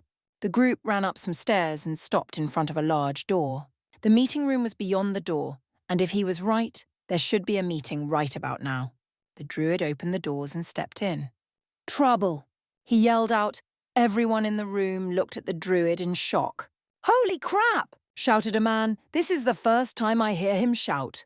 "Zagok, what you doing?" a dwarf asked. Zagok was with his hands on his knees panting, same with Demile and Triniar. The occupants of the room widened their eyes as they saw Demile and Triniar. "Demile!" "Triniar!" shouted a member. "You escaped." "Forget that they're alive!" shouted another member. Zagok looked up. 50 people were in the room, including the leader, a beautiful night elf woman with long silver hair and green eyes. The woman was dressed in a robe that had a violet line in the middle coming down from the chest. Her shoulder pads were violet and hand a golden line in the middle. She had a neck protector with golden lines designed on it. The woman looked at Zagok and blinked. "What happened to you?" she asked kindly. "Von, do you remember Naruto?" asked the druid, looking at a dwarf in the middle of the room. "Aye, what about him?" The dwarf asked. "I ordered him to kidnap the princess." He responded. "What did you do?" shouted almost half the people in the room, making the druid flinch. "Zagok," the leader said sternly, "why did you do that?" "You all know of the Scarlet Crusade, right?" he asked. "Of course we do," responded a man with a golden armor. "Well, the princess's father wanted to send her to the Scarlet Monastery." There were gasps in the room. Everyone held great respect for the King of Stormwind and his daughter. Finia had been kind and generous to the organization members in the past, though she didn't remember about the organization since they changed their tabard a lot. "That is outrageous!" yelled a paladin. "You're telling me?" asked a Draenei. "One, Zagok, where you sent the boy?" asked Von Deadwind Pass at the hideout, responded Zagok. Everyone started to talk among each other. "Do we have people there?" asked a woman. The leader took out a map and some documents and looked over them. She studied them carefully and then shook her head. "The last member left Deadwind a month ago." She said, "Who is the closest to Deadwind Pass?" Asked a gnome. "We have Gartan, who is in Stranglethorn, or at least he was a week ago," said the woman. "Then we have Roran in Burning Steps helping with the fight against the Black Rock." "They are too far away," said Demile. "Yes, we need someone closer," Triniar added. "We have no one close to that area," said the leader sadly. "Who is the closest to the Dark Portal, then?" asked Zagok. The leader looked over the documents and took out another map and started studying it. She shook her head again, getting angry. "Andersil is in Nagrand, Uvial and Hestos are fighting in Shadowmoon. Gyan is in Zangra Marsh. There is no one close to the Dark Portal," the leader said, gritting her teeth. "Where are the rest of the members?" asked Triniar. "There are only 50 people here." The leader nodded. "The majority is fighting in Blade's Edge Mountain, and then we have about 30 people in Easter and Western Plaguelands fighting the Scourge." "What are we supposed to do?" asked Emil. "I told Naruto I will go and get him. I will do that," said Zagok. "Dude, the Dark Portal is at a week distance from here," said a warlock. Damn it, I have to get there. We can't open any portal because Stormwind is the closest, and we cannot go there, argued the druid. Why not? Asked another druid. Simply put, we had to fight the guards to save Trinia. Demile answered, we might be labelled enemies of Stormwind now. The good thing is that Ironforge, Darnassus, and Exodar surely won't declare us their enemies. Trinia said, how do you know that? Asked someone from the group. We can tell them about the Scarlet Crusade. Demile answered, we can't do that. Do you know what will happen then? Asked a rogue in the room. I think I do, said Zagark. The alliance will break and the Horde will stomp over it and all capitals will fall. We have to do something nonetheless. We cannot let the princess die, shouted a shaman. True, true, said the leader. She is the one that has to take the throne of Stormwind, and she is the most capable, unlike those power-hungry clans in Stormwind. Then what should we do? Asked a mage. We need to alert our people, everyone, said the leader sternly. Do you mean that? Yes, Zagark, the leader answered. We need to split up. Felma, I think you are the most suited for it, said Demile to the leader. You know better how we need to split. Right, said the Felma. Zagark, Demile, Trinia, Von and myself will go and find the boy who is guarding the princess. I also want Alejandra, Hudus and Duclum to come. What about the rest? Asked a hunter. The rest of you go to Nagrand, Shadowmoon, Zangramarsh and Blade's Edge Mountain and tell the others what happened. The leader instructed, what do we do after that? Asked a gnome. After that, wait for new orders here in Shatrath. She said, bad idea. Pointed Zagark. Why is that? Asked Felma. Stormwind might send people after us here since they know our headquarters is here, answered the druid. The leader cursed. Then all of you go to Zangramarsh and wait at the Cenarian expedition camp for new orders. And the guys in Plaguelands?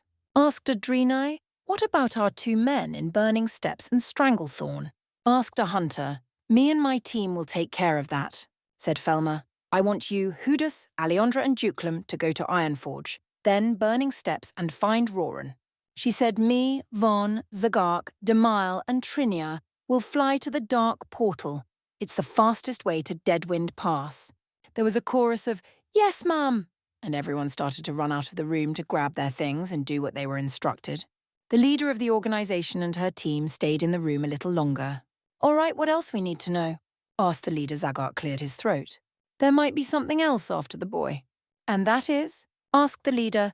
The Scourge or the Burning Legion. They have spies watching him. He noticed them.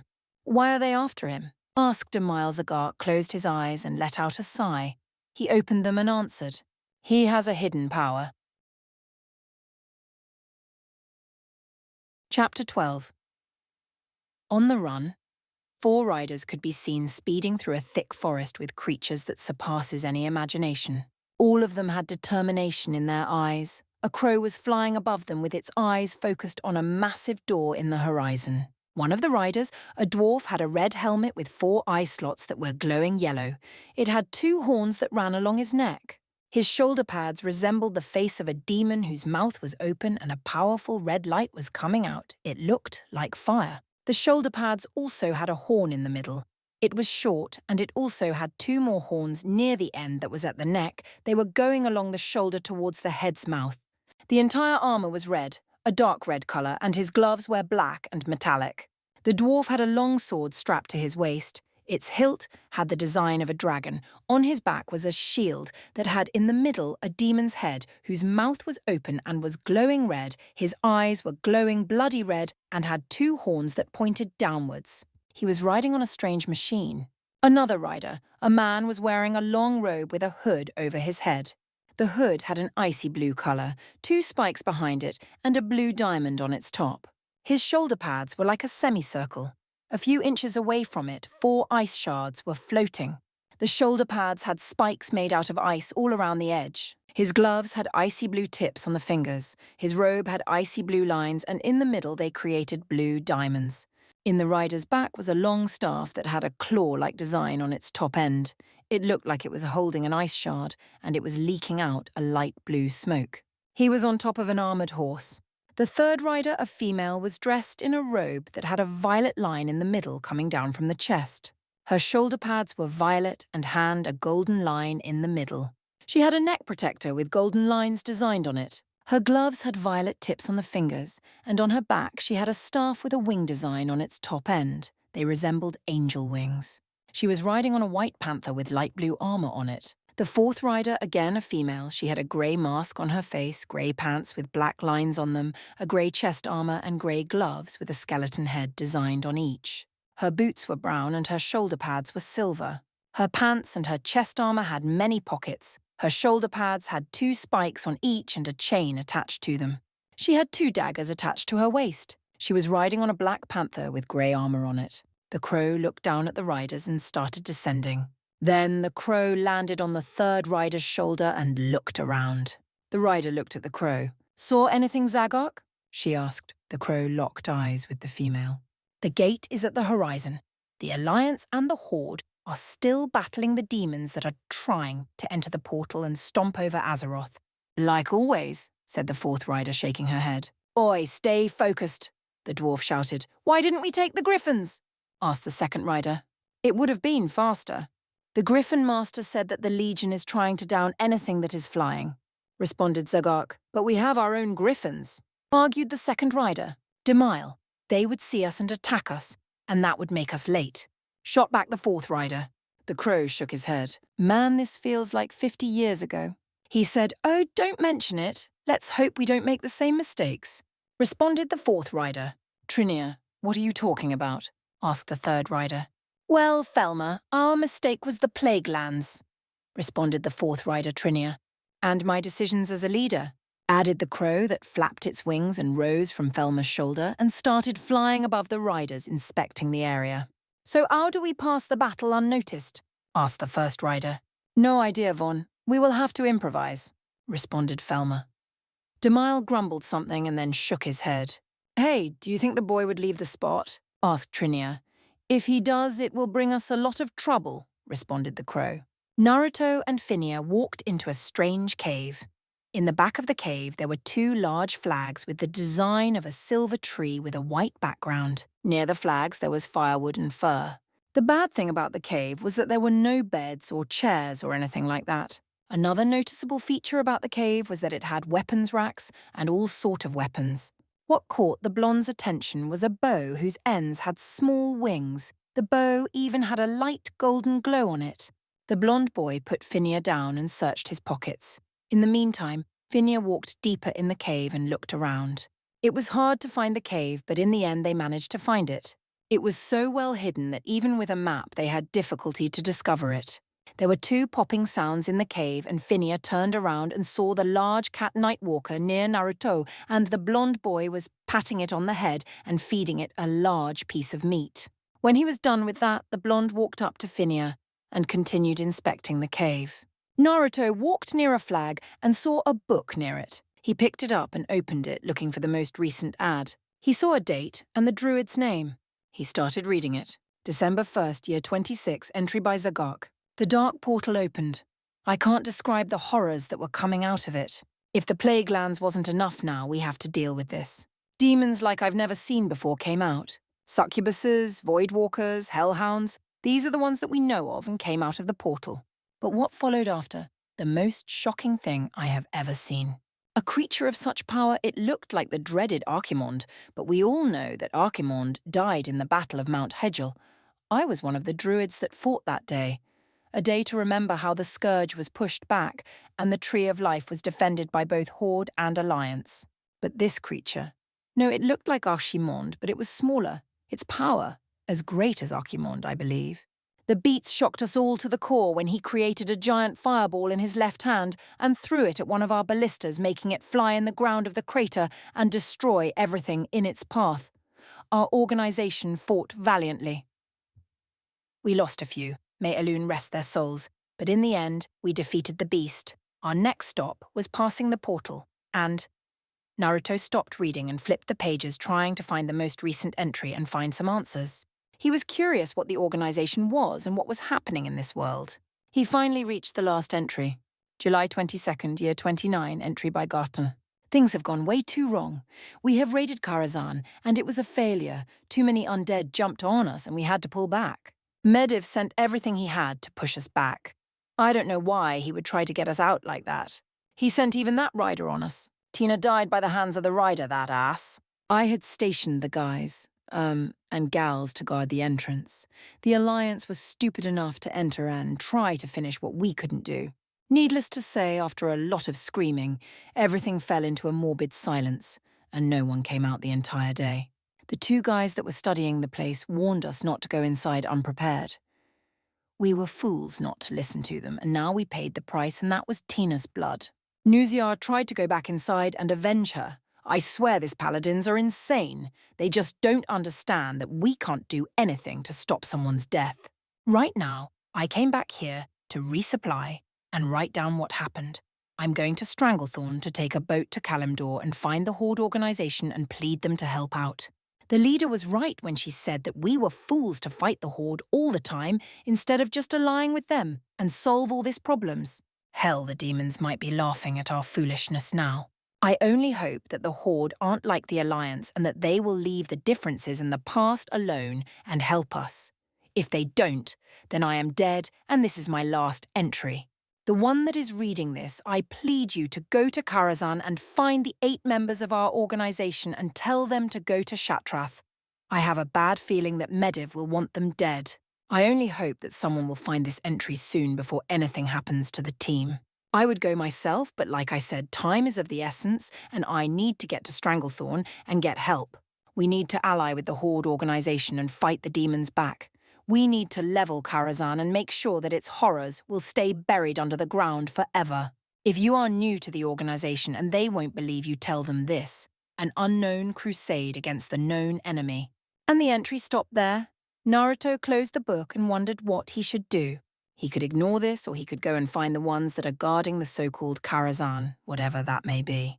The blonde boy looked outside and saw it was dark, a cold breeze was blowing. He shook his head and decided to go look for the group in the morning.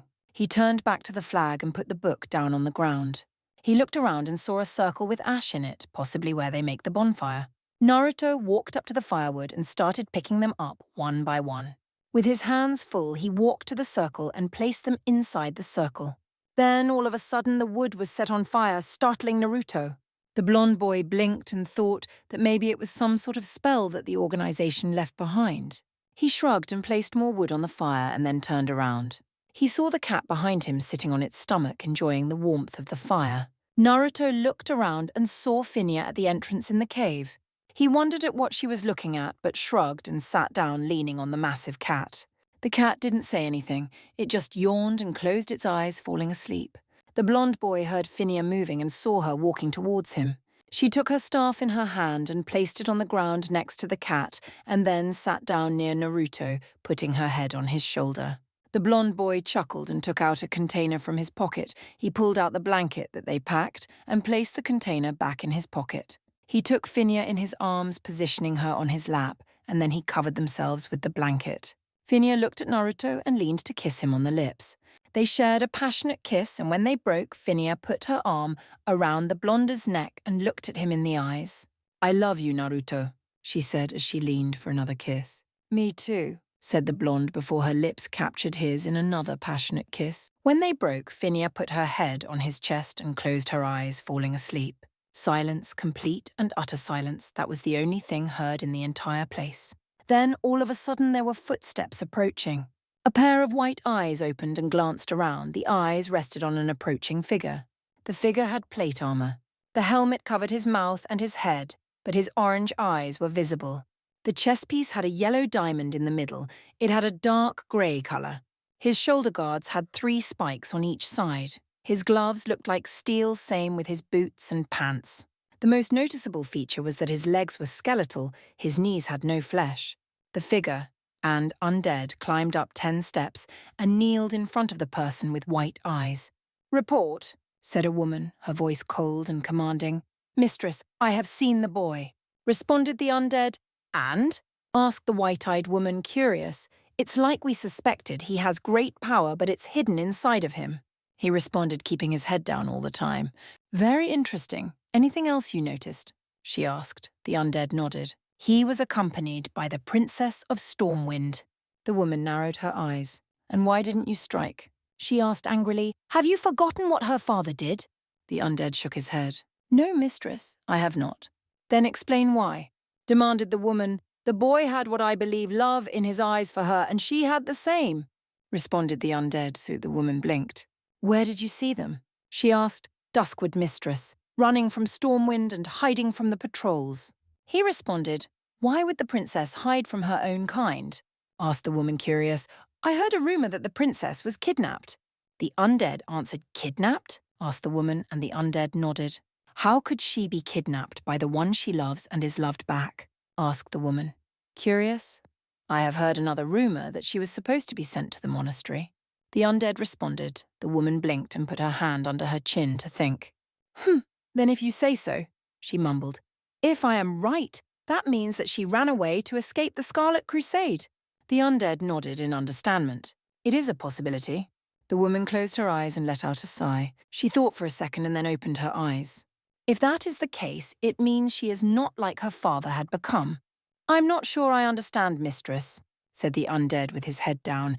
I mean that maybe she is the key to stop all of this, said the woman. Then what are your orders? Asked the undead. Take a group, the ones you know are most loyal, and bring the boy and the girl here before me, unharmed, she ordered. The undead nodded. I shall do as you order. He said, know this, if they have a single scratch, the punishment will be dire, she said darkly. I understand, I shall make sure they are unharmed. The undead responded. Then the undead stood up and bowed one last time to the woman and turned around, leaving the chamber. The woman closed her eyes and a smirk appeared on her face as the plan for her vengeance and her kin's vengeance would be fulfilled. The next morning, Naruto was the first to wake up. He carefully placed Phinia on the ground next to the cat and got up on his feet. He checked through his pockets and took out a container. He opened the container and a backpack came out. Naruto opened the backpack and found enough food for the two of them. Naruto took out some bread, meat, and milk and placed them on the ground near the circle. The fire had extinguished over the night. He had to light it back up. He walked to the pile of wood and started picking it up. He walked to the circle and placed the wood in the middle. They suddenly caught fire. The blonde boy then prepared the fireplace so he can cook the meat. Hey, Kit, said a voice in the blonde boy's head. Kyubi? He mentally asked, Where have you been all this time? Sleeping, answered the fox, making Naruto twitch. Why the hell were you sleeping? He asked, annoyed. That doesn't matter. Now I looked over your memories, and I have to say that you can't stay here for long. Why is that? The blonde boy asked. Well, Kit, the druid told you to wait for him here, but don't you think that someone else might find you? The fox asked. Someone else? The blonde asked, puzzled. Who could find us here when I had trouble finding this place with a map? It's like this. Yes, you did have trouble, but those guards might have tracking dogs, and if they do, they will follow your scent till they find you, and when they do, they might come in rather big numbers, explained Kyubi with a yawn. So what do you suggest? Asked Naruto. You need to leave and find a new place to hide. But what about Zagark? He asked. I mean, he won't be able to find me later. You may never know that for sure, but right now it is important that you make sure your mate won't get taken back and you won't be fed to the dogs, said the fox, making Naruto blush at the mate part. The blonde boy sighed. All right, I will think of a plan or something. Good, in the meantime, you should do that request you saw in the book. You mean finding the organization members? Asked Naruto. Yes, it will come in handy, trust me. Why does it sound like you know something and I don't? Asked Naruto. Kyubi started laughing in his cage. That's because I know something. Great. Naruto then looked at the sleeping girl and became puzzled. What will I do if I leave? He asked. I can't leave Phinia by herself. You're right. Tell you what. You summon me out and I will look after her. No way, you might try and kill her, then rampage this entire place. Naruto mentally yelled. Are you an idiot? Roared Kyubi in the boy's mind. I will not do such a thing. I thought I told you that I am here to help. And no, I have no need of destroying anything. The druids took away the curse that was on me. I'm back to myself, said Kyubi, irritated. All right. Just don't scream anymore, said Naruto. But how will I summon you if I can't summon the toads? He asked. Kyubi was silent for a second when he came with an answer. Well, you might not be able to summon the toads because this reel is not connected with the summoning plane like the elemental countries are. Oh, that might be right. And I can summon you because you are here. He asked. You're not dumb. That is right. Just add my name when you summon me. Kyuubi explained. Naruto nodded and took the meat away from the fire as it was already cooked and placed it on a tray. He stood up and bit his thumb. He did the necessary hand seals and slammed his palm on the ground. Kuchiyose no jutsu. Kyuubi no kitsune, Naruto said silently. There was a poof of smoke and Naruto moved back a little. The smoke cleared and it revealed a strange man with a bloody red cloak and hood over his head. He had 9 tails swinging behind him. The man turned to Naruto and grinned. So good to be outside, he said, stretching his arms and legs. Kyuubi? Asked Naruto, blinking. The man turned and looked at Naruto and nodded. What, are you surprised that I have a human form as well? He asked with a smirk. Naruto nodded dumbly. Why didn't you tell me before? He asked. Kyuubi shrugged. It never passed my mind. They suddenly heard someone yawning and looked at the girl as she slowly opened her eyes. She glanced around and smiled when she saw Naruto. She then looked at Kyuubi and narrowed her eyes as she didn't know who he is. Her first reaction was to grab her staff and get ready to fight. Naruto stopped her before she could cast a spell on Kyuubi. Naruto? She asked. The blonde boy smiled at her. Don't worry, he is a friend. But he feels like a demon, she said, blinking. Kyuubi raised an eyebrow. How do you know I am a demon? He asked. Priests like hunters can feel demons. She said, who are you? She demanded. The fox sighed. Kyuubi no kitsune at your service, he said, bowing down his head a little. Phinia narrowed her eyes. You're the fox that is sealed in Naruto? She asked. That would be me, responded Kyuubi, nodding. Phinia looked at Naruto with her mouth opened and then at Kyuubi. She stood up and shook her head, not understanding. Naruto grinned and wrapped his arms around her waist. I called him out. I summoned him. The blonde boy said, You can summon demons? Asked the girl, awed. No, responded Naruto, shaking his head. I can only summon Kyuubi here in Toads, but as of recent, I can only summon Kyuubi. Phineas sighed and nodded.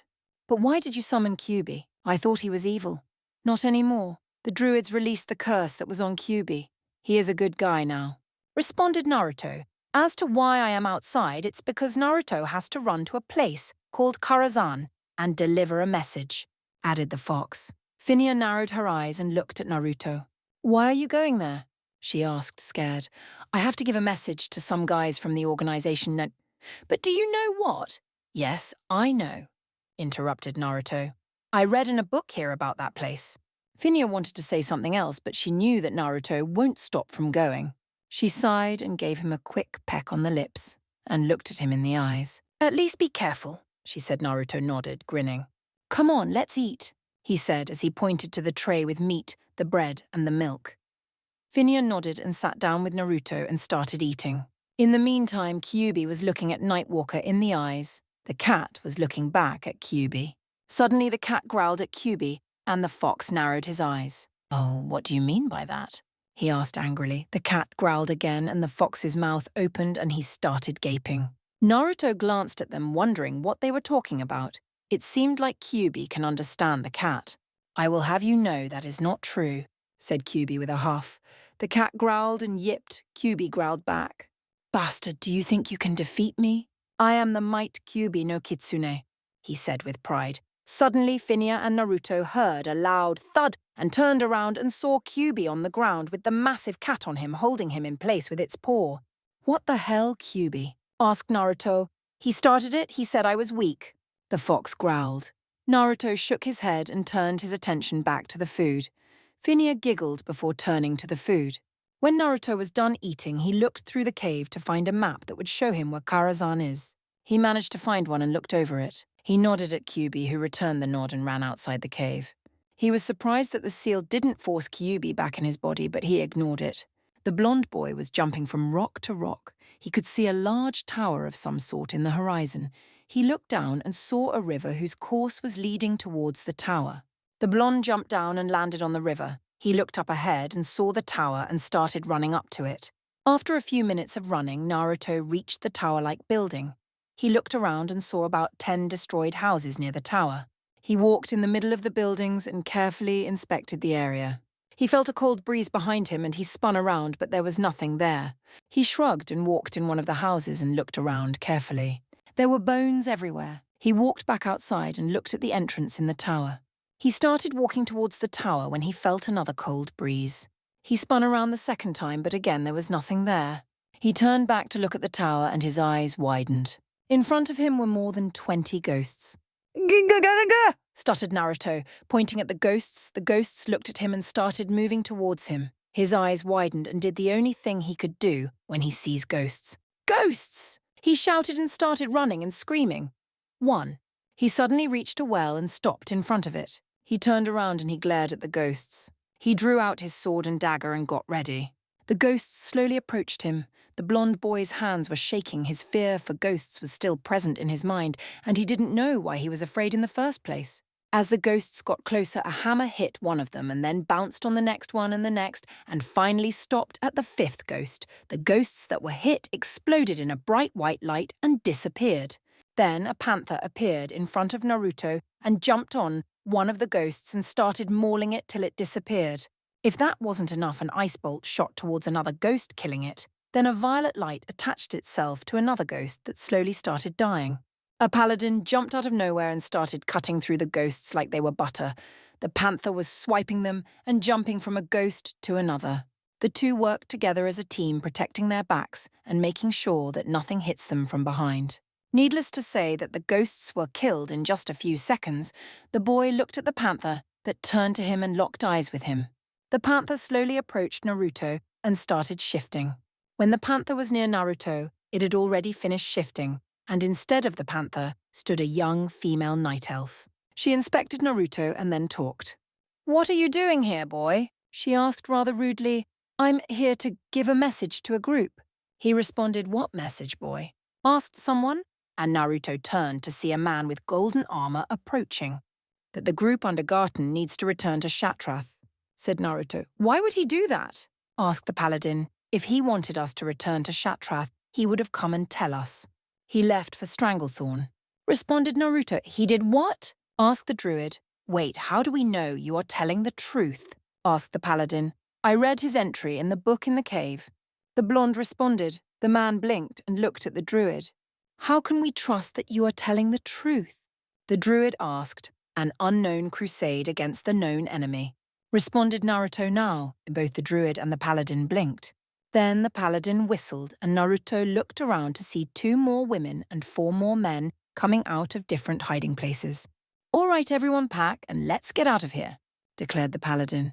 "Why?" asked a gnome. "You heard, it was the password. He is from the organization. Come on, open a portal," answered the paladin. A dwarf nodded and opened a portal, and the members started walking through. The druid grabbed Naruto by the arm and started dragging him after her. "Wait," said Naruto. "What?" she asked kindly this time. "I can't come. I left someone behind." He answered. "Who?" asked the druid. Naruto freed his arm and turned around and leaped away. The druid shook her head. The boy reminded her of someone from the organization. She walked through the portal and the portal then closed behind her. As the blonde boy was running, he suddenly felt like he had become stronger, like he had gained a whole new power. His mind sharpened, his reflexes and speed boosted. He felt like he could wield his weapons much easier. He felt like he had more stamina and that his spirit strengthened. The blonde boy started climbing up a cliff. When he reached the top, he looked back and saw a dark cloud over the tower which he didn't see before. He looked down on the road and his eyes narrowed as he saw about 20 Scarlet Crusade members and 20 Stormwind guards with dogs. Naruto jumped away, running towards the cave where he left Phinia. As he entered the cave, he saw Kyubi lying down on the ground eating an apple. He looked around and saw Phinia reading the book he had read last night. Kyubi sensed Naruto walking in and sat up. "So did you find them?" he asked. The blonde nodded. "Yeah, and they left." "Good, now what do we do?" he asked. "We have to leave, that's what we do," responded Naruto, that started packing everything. "Why are we leaving?" asked Phinia, looking at Naruto. "It's like Kyubi said, they are tracking us down with dogs." The blonde responded. Phinia gasped and placed the book down. She ran up to Naruto and started helping him pack everything. Well, will you go now?" The fox asked. "We need to leave this area for if we could reach wetlands or Arathi," responded Naruto, looking out through the cave's entrance. "Why Arathi?" asked Phinia. "Sylvania and Saya are there. They might help us," responded the blonde. "Not a bad plan, and we are in dwarf territory there. Then we could go to Blasted Lands at Netherguard Keep and take a griffin from there. The news about my so-called kidnapping couldn't have reached there yet, said Finia. What, where are the blasted lands? Asked Naruto. Finia took Naruto's hand and walked with him to the entrance of the cave. She pointed towards the mountains to the northeast. Beyond those mountains, to reach it we need to go through the Swamp of Sorrows, following the road. Responded Finia. Naruto cursed as he knew that he cannot climb those mountains. They were too high and the temperature might be too low for them. He turned around and walked over to the massive cat. All right, in you go, he said as he opened a container and the cat disappeared inside. The blonde boy then took out another container and pulled out a grey robe and threw it to Finia. The girl nodded, understanding what he meant by that, and put the robe on her. Kyuubi dispelled himself and went back in his cell. Naruto looked around the cave one last time to see if they got everything they needed. Satisfied, Naruto walked over to Finia and took her in her arms. All right, Fox, give me your chakra. I will run till we get to Nethergard. He thought red swirls appeared around Naruto. His eyes turned to red slits, his whisker marks became more accentuated, and his canines grew longer. Finia gasped at the sudden change, and before she could say anything, Naruto dashed out of the cave at blinding speed. Naruto, what happened to you? Finia asked while Naruto was carrying her. What do you mean? The blonde boy asked, not understanding. What happened to your appearance? She asked. Oh, this? Asked Naruto. Well, every time I use Kyuubi's chakra, my appearance changed. Don't worry, I'm still me, he said reassuringly, and giving her a warm smile, Finia nodded and put her head on his chest and closed her eyes. Naruto had run till he reached the entrance to Blasted Lands. He had taken several shortcuts, jumping either from tree to tree or climbing on smaller mountains and then descending. When Naruto had passed the so-called Swamp of Sorrows, he had to be stealthily once again as the area seemed to be populated by the Horde. Finia had told him that the Horde has an outpost in the swamp, unlike the Alliance.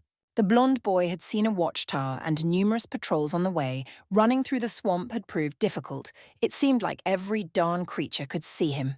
The huge spiders proved to be the most annoying creatures in the whole damn swamp.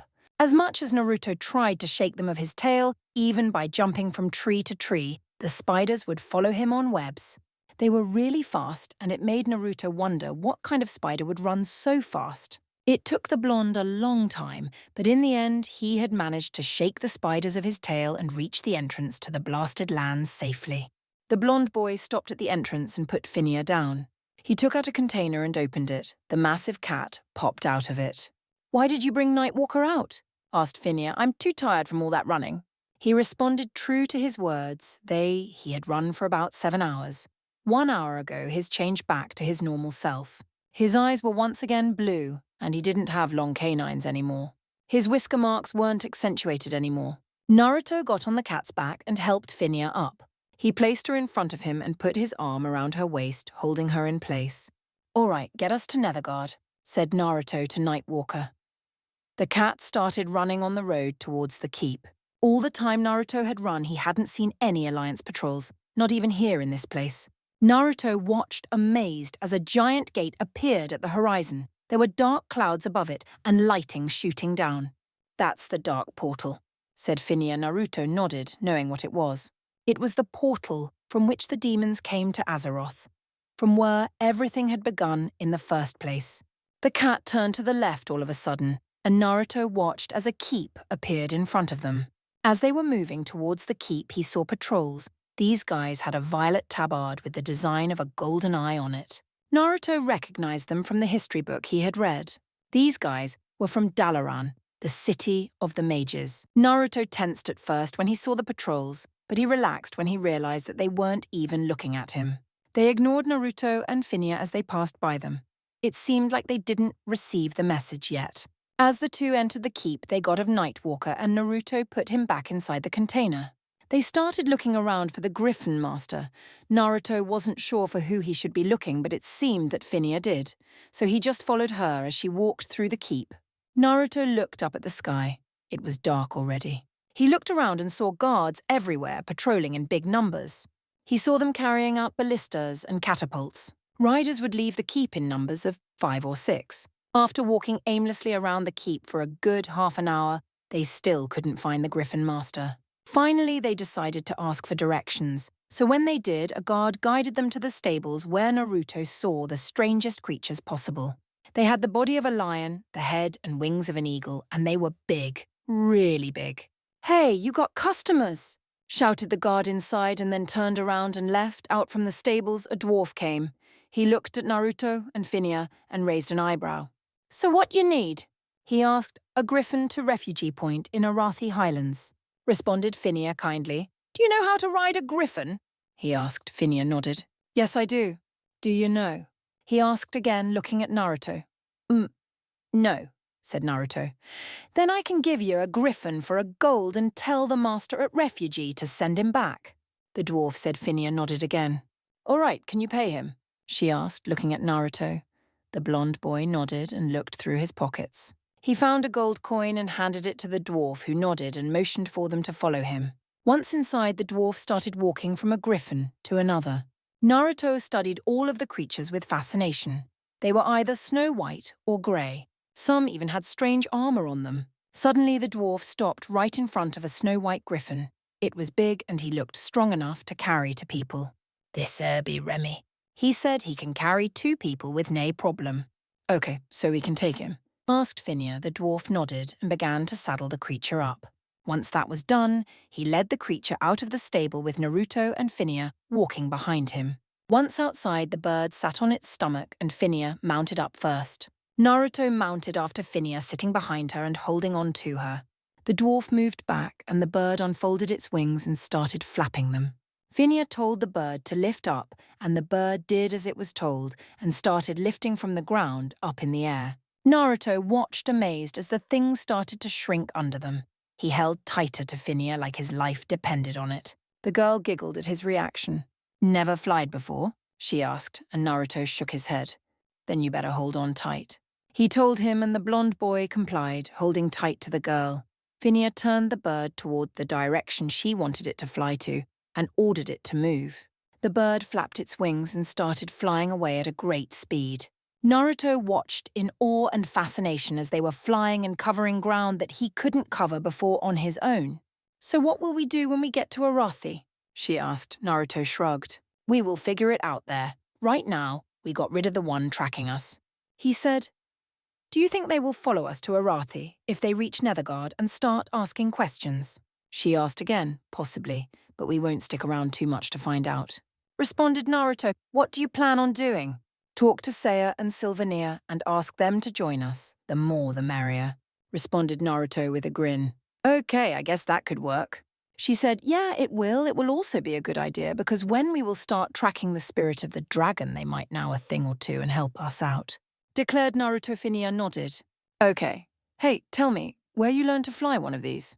He asked. "My father wanted me to learn how to fly a griffin, so he asked the city's griffin master to teach me." She responded, "I have been learning since the age of 8. Naruto nodded and continued to look down. He didn't know why, but he liked to see what was happening underneath him. He looked back and he could still see the massive gate. He wondered what the druid will do when he realizes that they had left the cave. Chapter 13. Sharing. Seiya was standing under a tree in the grassy fields of Arathi Highlands. Her long cyan hair was moving in the wind. Her companion Seven was sleeping next to her. She sighed as her mind drifted to a certain blonde boy. She didn't know why, but it just happened. She had fallen in love with the boy, despite the fact that she had only seen him a few times during the trip on the boat. It was rare for a night elf to fall in love with a human, yet it happened. She wasn't the first and surely not the last. She looked up at the sky and just sat there, with her mind thinking of the boy. She wondered how he was doing and where he went. She knew that the boy was in Stormwind, or maybe he had left for her. Ever since she came to this place, it was a constant battle with the ogres in Stromgard Keep, or with the Syndicate. She witnessed numerous fighters die, and she couldn't help but feel that this whole thing was just wrong. Her older sister Sylvania had sticked by her side during all the battles, watching her back and making sure nothing took her from behind. Still, with all that, the night elf girl wanted to think how it would have been if she declined joining the ranks of the Alliance and would have travelled with the druid and the boy. It might have made a difference. She might have gotten close to the boy and see him more. She knew that when all this was over with, her sister would start searching for the druid, and she said she would follow her. Then she would meet the boy again. But it would be much later. Saya couldn't help but feel that she had lost her chance with the boy. When she saw the princess kissing him in the harbour, she knew that the princess had feelings for him as well, and that maybe he had developed feelings for her too. She couldn't help but feel that it may be too late to get close to the boy. She didn't want to make him take a decision between her and the princess, but she knew that she would miss those deep blue eyes. Saya looked down at the ground, sadly thinking of her mistake in joining the alliance. If she didn't join, maybe she could have had a chance with the blonde boy. Her sister even encouraged her to try and get close to the boy, seeing as she was only thinking about him all the way to Menethil. On the boat, she wanted to try and get close to him, but the incident with the assassin stopped her from reaching him, as he was assigned to keep guard constantly on the Princess Dot. The night elf girl heard footsteps in the guard and reached out for her bow. A voice stopped her before doing anything she would regret later. "How you feelin', sis?"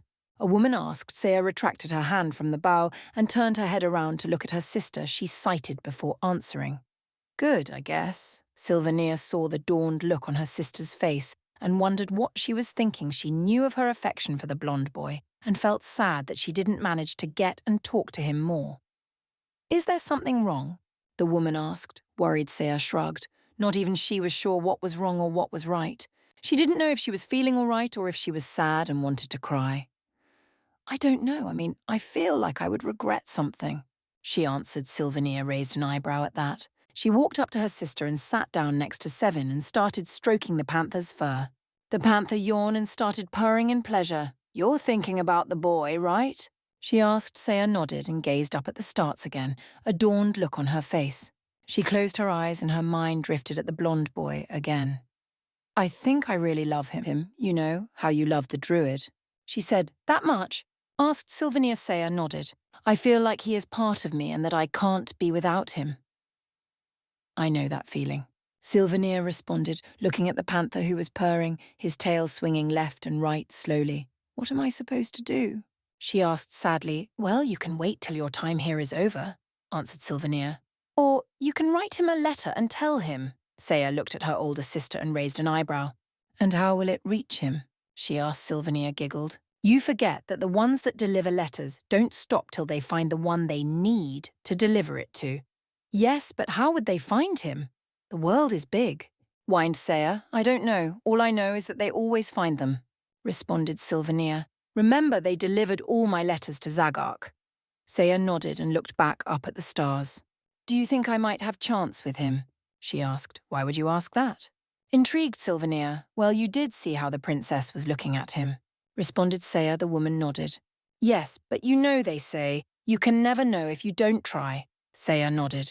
"I guess you're right," she said as she stood up. "So you will write to him?" asked Sylvania. "Yes," responded the night elf girl. "Tell him everything all right," said the woman as she stood up as well. Saya nodded. "Come, Seven, let's go." The panther yawned and stood up, stretching. It then followed Saya as she was walking towards the refugee camp with her sister. Saya was thinking on how to write the letter. It was strange that she was writing the letter and not the boy. It made her giggle. The roles had switched. It wasn't the boy who was declaring his love to the girl now. It was the other way around. They didn't have to walk too much, and they reached the camp. When they did, they saw a griffin landing at the stables.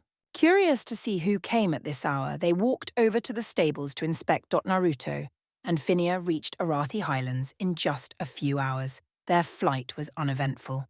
The blonde boy was enjoying the sights. As they landed in the stables in Refugee Point, Naruto got of the griffin and handed a hand to Phinia that gladly accepted. He helped the girl dismount. Phinia lowered her hood and walked to the griffin master, a dwarf. She explained to the dwarf that he needs to send the griffin back to Netherguard Keep. The dwarf nodded and walked to the griffin and sent it on its way. The blonde boy took Phinia's hand and walked out of the stables. Phinia put her head on his shoulder and followed him. Once outside, the boy looked around to see if he could spot anyone familiar. His eyes rested on two night elves, a woman and a girl. It seemed like they noticed them. He raised his free hand and waved at them. But something was strange. At first, he saw a smile on the girl's face that disappeared. When he waved to her, she lowered her head and turned around and left. He was puzzled. Like always, Saya and Sylvania reached the stables and saw two people coming out, a girl and boy. Saya recognized Naruto, and her heart started beating faster. She smiled. She saw the boy waving at her, and her smile became wider, but then she saw that he was accompanied by the princess and he was holding her hand and her head was on his shoulder. It could have only meant that she was too late to achieve what she wanted. Her smile dropped and she let her head drop. She turned around and left, followed by a worried 7. Sylvania felt sad to see her sister like that, but she couldn't blame the blonde boy. After all, he didn't get to hear her sister's feelings, and maybe the princess had already expressed hers to him and he developed feelings for her as well.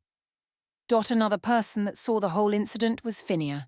She saw the look in the night elf girl's eyes when she looked at Naruto. It was the same look she was giving the boy.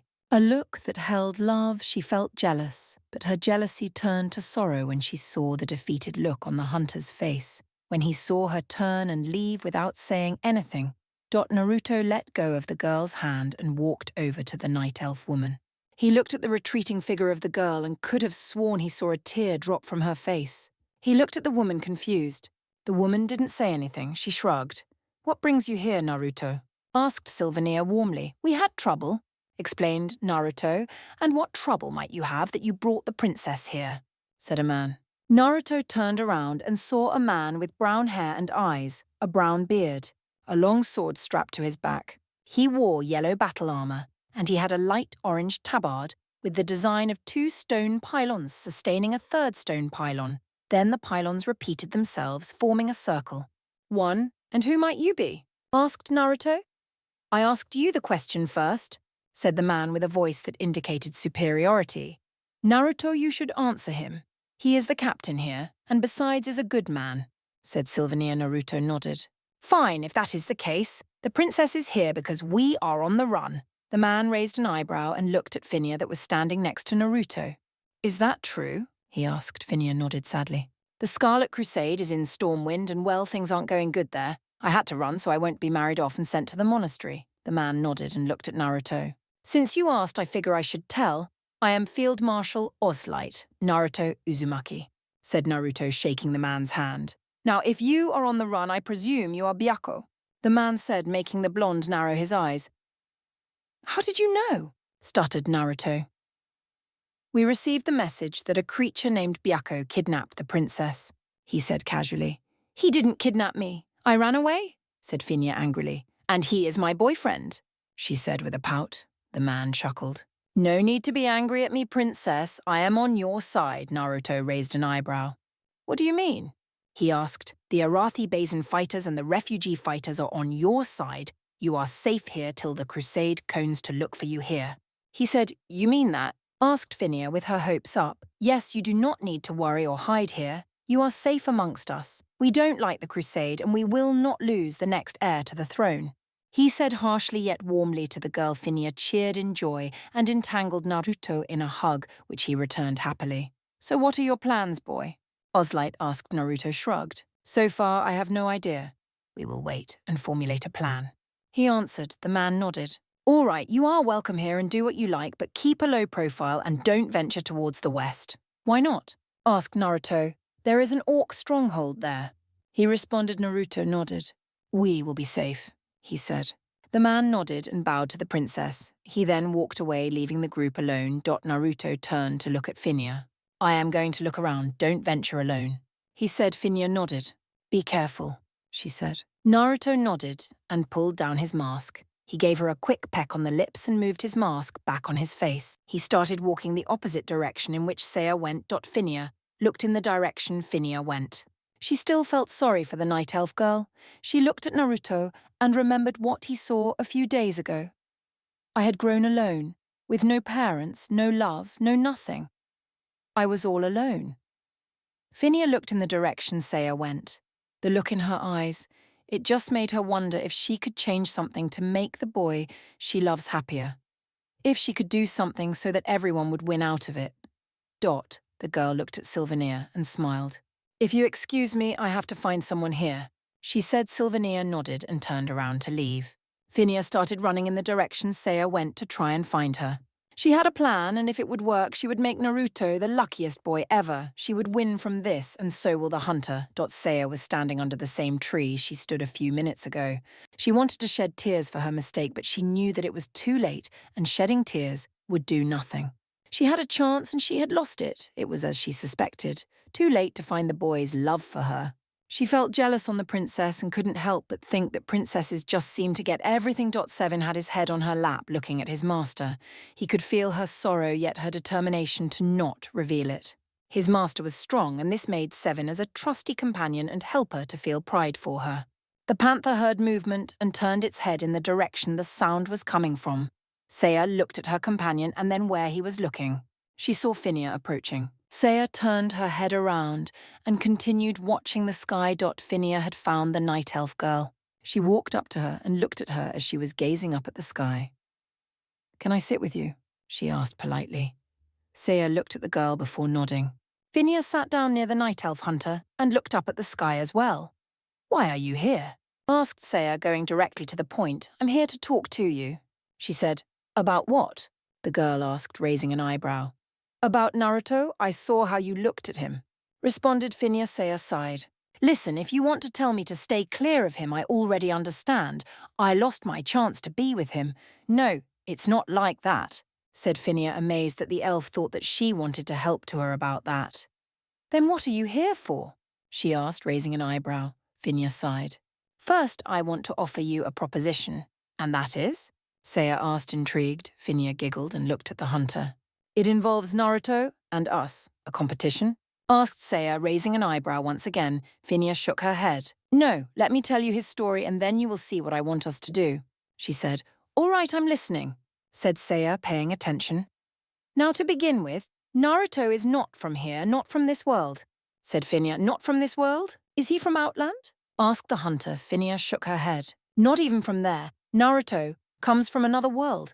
A world where all the fighter classes are combined into one, something called a ninja." "A ninja?" asked the hunter, curious. "Yes, a ninja that is like a rogue, and at the same time it can be like a mage or a warrior or a paladin, anything." The princess responded. "Wow," said Seiya, awestruck. "So Naruto is a huge combination of all of those?" she asked, amazed. Phineas nodded. "Yes, and in his world there are only 9 demons." "9 demons?" asked Seiya, shocked. It was the kind of world that she wanted to see.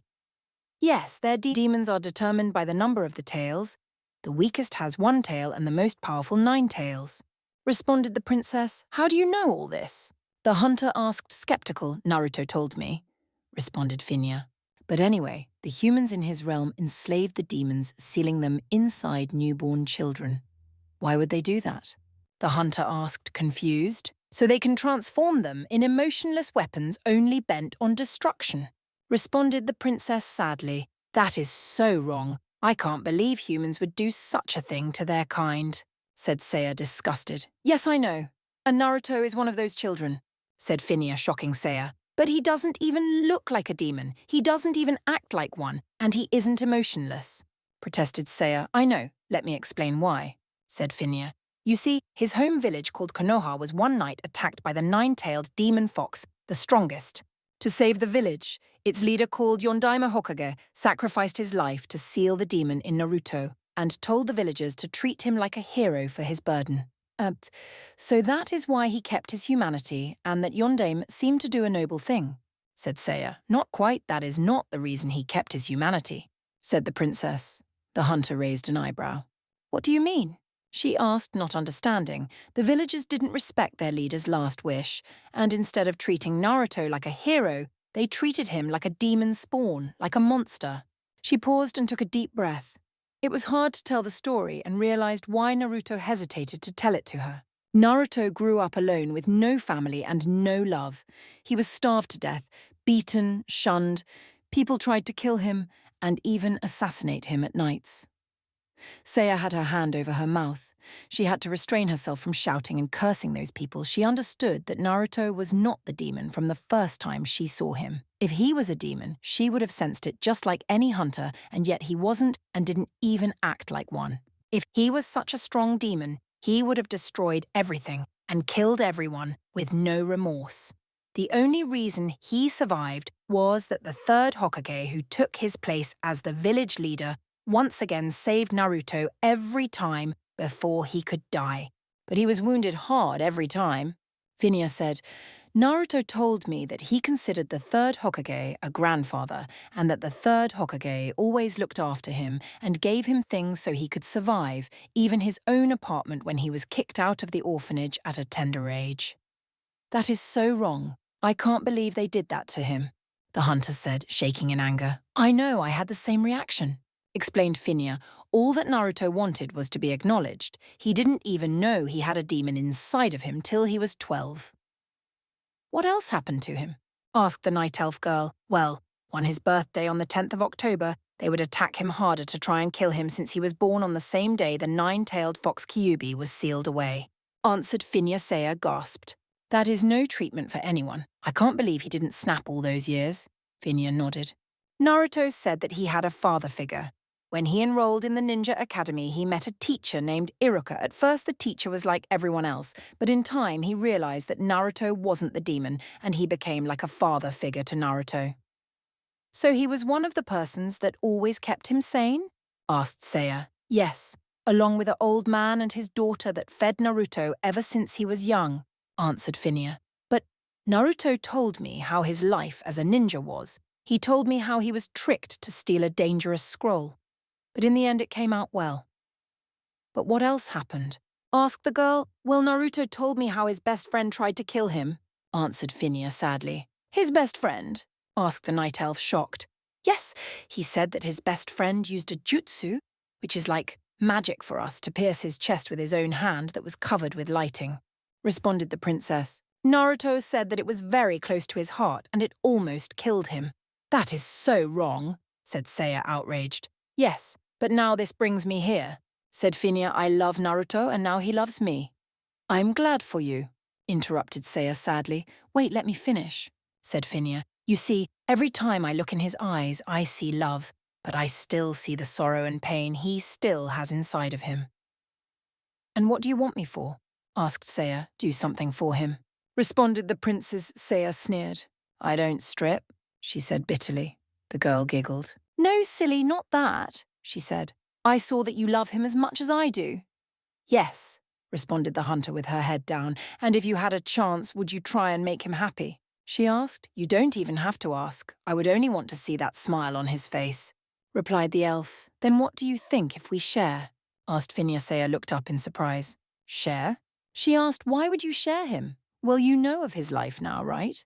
Asked Phineas. Seiya nodded. It's so sad that he had to go through all of that. That is right. But because of that, he still has pain and sorrow in his soul. I can see it in his eyes, replied the princes. But why share? Asked the elf again. Think about it like this. Instead of trying to fight over his love, we can share. Asking Naruto to choose between the two of us is wrong. It's the hardest decision for anyone, answered Phineas. Yes, it is, nodded the hunter. And besides, think of the surprise on his face if he sees that two girls love him and they are willing to share him. We could make his pain go away forever and give him the love he never had. I know. But aren't you a princess? Asked Seiya. Yes, but why do you ask? Asked the prince, curious. Well, if you marry him, won't he become king? The elf asked. Then I won't be able to be with him anymore, she said sadly. Not quite, replied Phineas. Naruto can still marry you two, and you will become the second queen. She said second queen? Asked the hunter, not understanding. Phineas nodded. In the past there used to be a king that had two wives, therefore two queens and king. She said we can make that happen. I see, mumbled Seiya, also, because of the demon Naruto's lifespan upped. Said Phineas, he will live as long as an elf, I think. Seiya was shocked of this new revelation. That long? She asked, awed. Phineas nodded. Yes, Naruto also said that we will search for the spirit of a dragon in Azeroth so he can up my lifespan as well. He wants you to live as long as him? Asked the hunter. It was more like I asked him if there was a solution for me to live long as him. The princes answered. And he told you of the dragon? Asked Seiya once again. Phineas nodded. Yes, and I told him that I would be happy to live as long as him. Seiya looked down, thinking what to do. She then looked at Phineas. But what if he doesn't want me?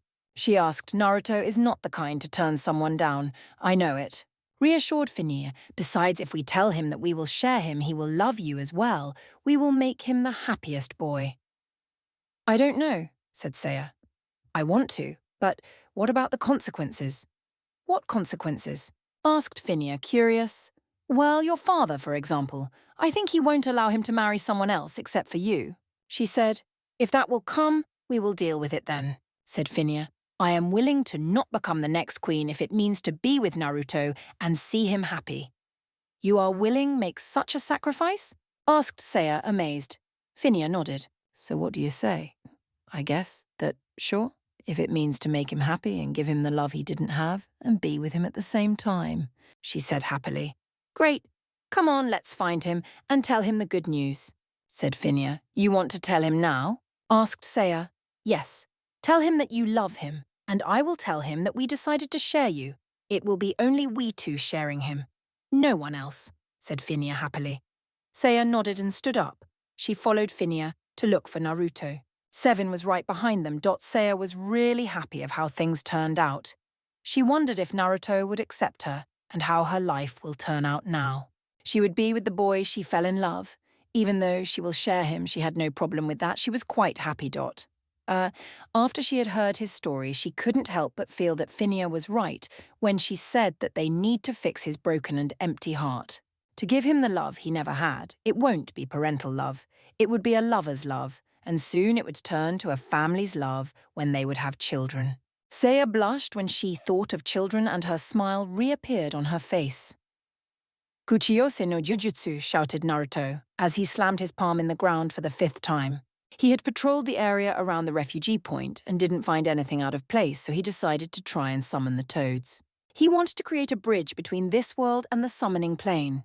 But so far there was no success at it. In his mind, Kyuubi was thinking how he can fix the summoning problem.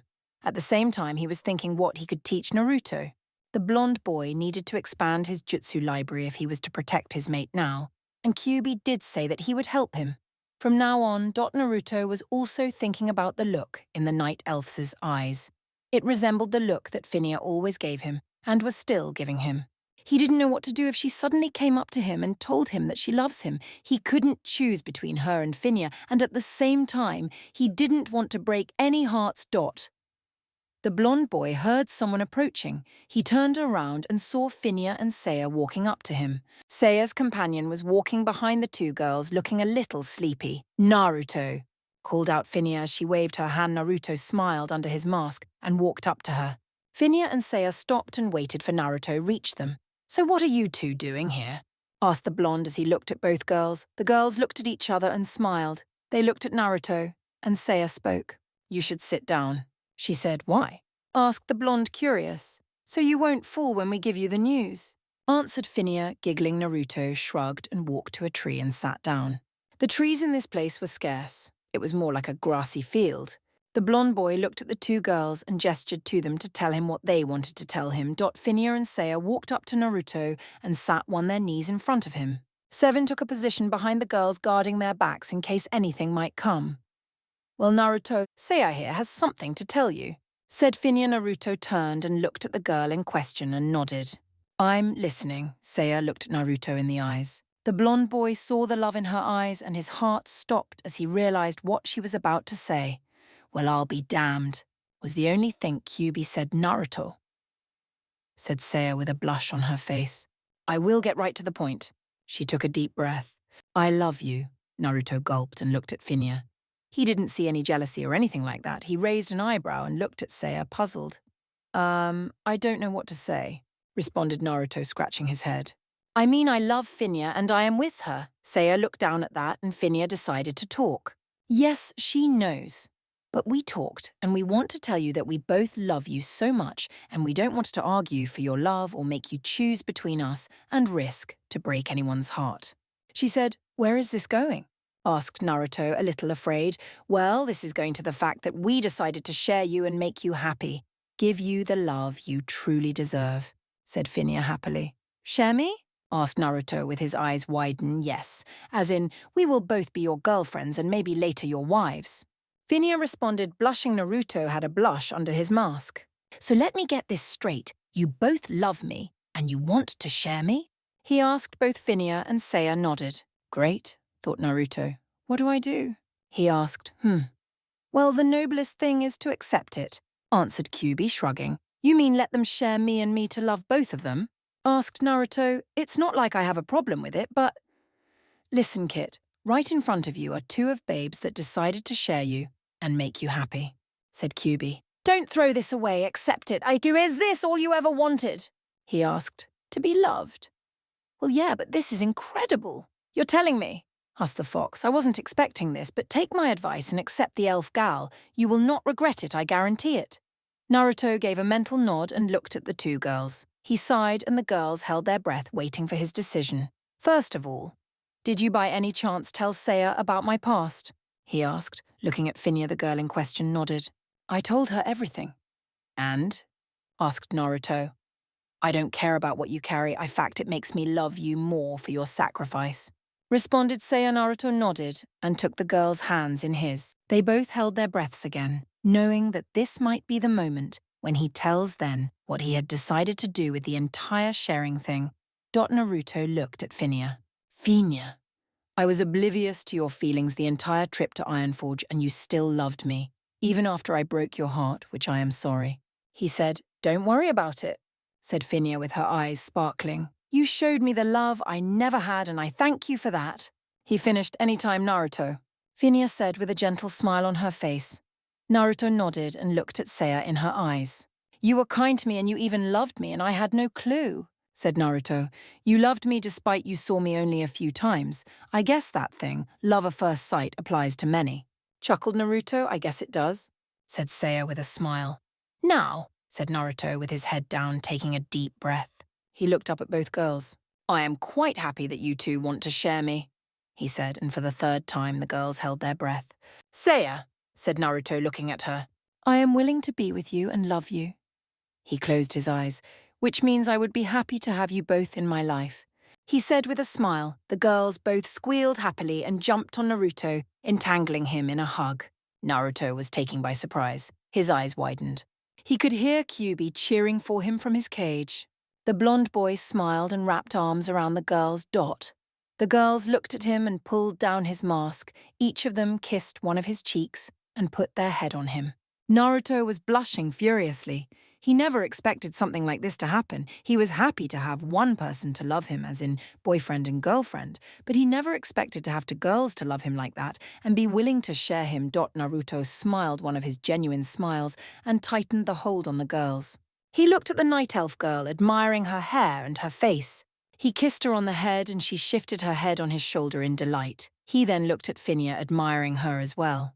He kissed her on top of her head as well, and like Seiya, she shifted her head on his shoulder in delight. Naruto looked up at the stars and thanked the god that had blessed him like this. His life was taking a turn that he had always wanted. He found love in two girls, and the girls didn't care about Kyuubi. He was truly happy now. The three stood under the tree enjoying themselves for quite some time. Naruto was passing his head through their hair, enjoying the feeling.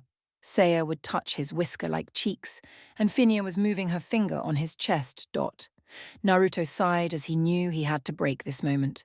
Come on, we need to return to the camp or else they will get worried. The girls groaned but stood up nonetheless. Naruto also stood up and walked the girls. He kissed both of them on a cheek and put his hands around their waist and started walking back to the camp with them. When they reached the camp, everyone was gaping at him. Why, you would ask? Well, that is simple.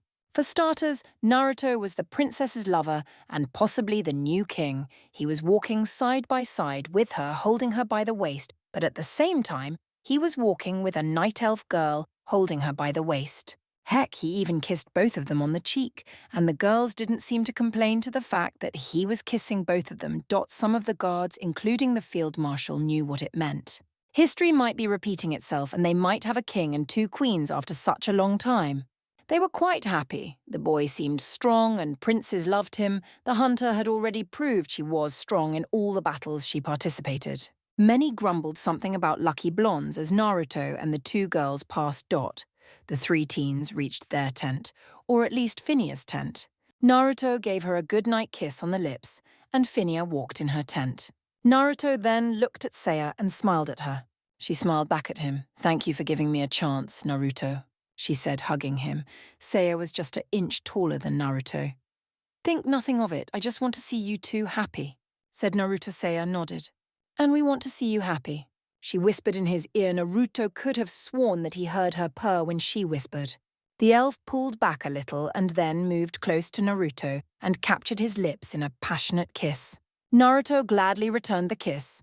When they broke, Naruto wished her good night and walked to his tent that was just a bit farther than Phineas right S. Seiya smiled as she watched the blonde boy leave. Well?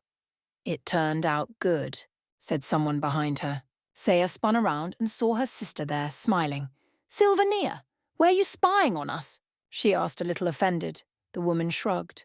I wanted to see how you feel when I overheard your conversation with the princes. I am quite surprised she was willing to share the boy with you. I know, but now, said Seiya, as she closed her eyes and smiled.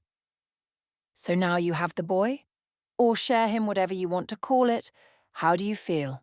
Asked the woman, happy, very happy, responded Seiya. Sylvania smiled and nodded. Alight, well, get some rest. Tomorrow we need to strike the syndicate again, she said as she walked away. Seiya nodded and turned to leave when someone grabbed her arm. She looked to see who it was and saw Phineas holding her arm. She raised an eyebrow and Phineas moved close to her to whisper. Why don't we spend the night with him? She asked, giggling. Seiya thought for a second before nodding. Sure, but let me change, she said. Phineas nodded and followed the hunter as she ran to her tent to change. Naruto was lying on the bed in his tent with his eyes closed. He was thinking of what happened today and couldn't help but feel very happy and lucky. Somehow his title as the luckiest ninja fit him. Well, I be, said QB, you lucky bastard. The fox laughed. Yeah, I know, I never saw this coming. I really must be lucky. Naruto answered. Well, now you will have to please toe girls, said QB. That won't be hard. Not until you have to mate with them, laughed the fox, making Naruto blush a deep red. Pervert, shouted Naruto. Don't tell me you didn't have naughty thoughts when they were hugging you. I know what you thought about that moment, you little pervert, laughed QB. Naruto's face was red as a tomato. Erasenin is to blame, retorted Naruto. QB shrugged. Maybe not. Hey, so are you going to teach me jutsus? Asked Naruto, looking at the fox. Yes. While you sleep, we will train here in your mindscape. Yatta, shouted the blonde. Yes, but right now you should open your eyes. There is a surprise for you. A surprise? Asked the blonde, not understanding. Naruto opened his eyes and tried to get up and look around, but he could move. His arms were held in place. He looked to his right and saw Phineas there on his arm. He looked to his left and saw Seiya there on his arm. Naruto looked at Phineas again and saw she was in white nightdress that showed her body rather good, nice curves and a lovely pair of breasts. Naruto then looked at Seiya and saw she was in a silver nightdress that completely showed her body. A nice hourglass figure, a round firm ass, and a nice pair of breasts. Naruto felt something coming out of his nose and closed his eyes, shaking his head to clean it of the images he was having. QB was howling in laughter. Naruto was then pushed down by a hand.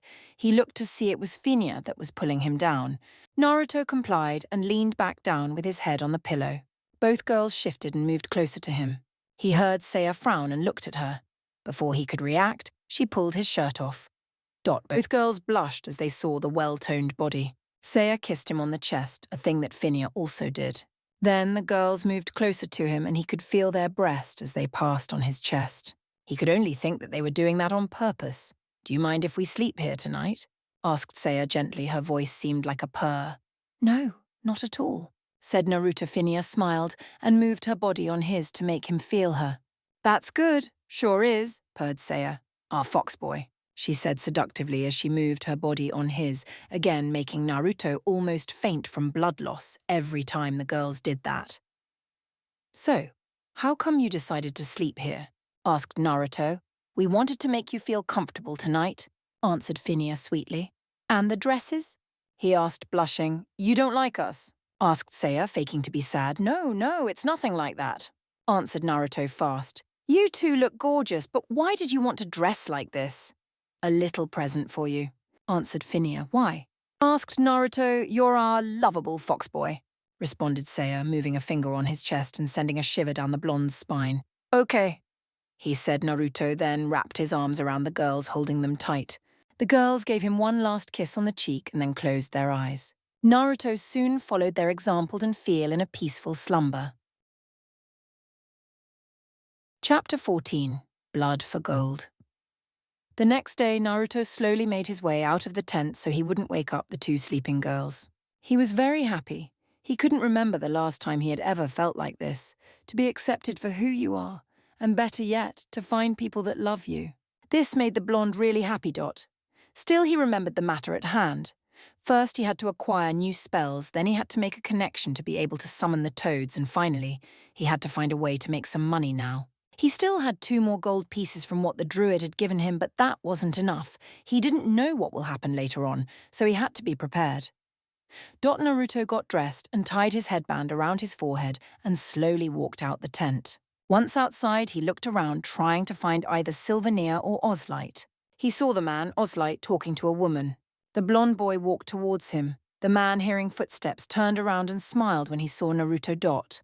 The blonde boy nodded at the marshal, who nodded back. He then turned and looked at the woman, and she was dressed differently. She had white shoulder pads with red lines on the edges. She had a vest under her body armor, and her gloves were also red, same for the boots and leggings. She wore a red tabard with a white design of a falcon on it. 1. She had a short sword in her right hand and a triangular shield in her left hand with a red design of a falcon. She had dark orange hair and brown eyes. "Good morning, Naruto," said Ozlight, smiling. The blonde nodded. "Morning," he said, yawning. "Sleep well?" asked the man with a grin on his face. Naruto rubbed the back of his head and laughed nervously. "Well, yeah, haha," he said. "What is that tied to your forehead?" asked the woman, pointing to the headband. Naruto looked at her and then tapped his headband. "Oh, this?" he asked. "This is the symbol of my home village. I didn't know Alliance villages have symbols," said the woman, studying the headband. "My village is special," said Naruto, and the woman nodded, dropping the subject. "Oh, where are my manners?" asked Ozlight. "Naruto, this is Captain Niles. She leads the Stromguard forces, or, in other words, she is the leader of the refugees." Naruto shook the woman's hand. "A pleasure to meet you," he said. "Same here." She said, "Tell me, are you Byako?" She asked. "Why do you ask?" The blonde asked. She didn't believe me when I told her that the Byako is here. Deadpanned Ozlight. "Oh," responded Naruto, rubbing the back of his head. "Well, yes, that would be me." The woman raised an eyebrow. "I expected you to be taller and older." "What was that supposed to mean?" asked Naruto. Niles shrugged.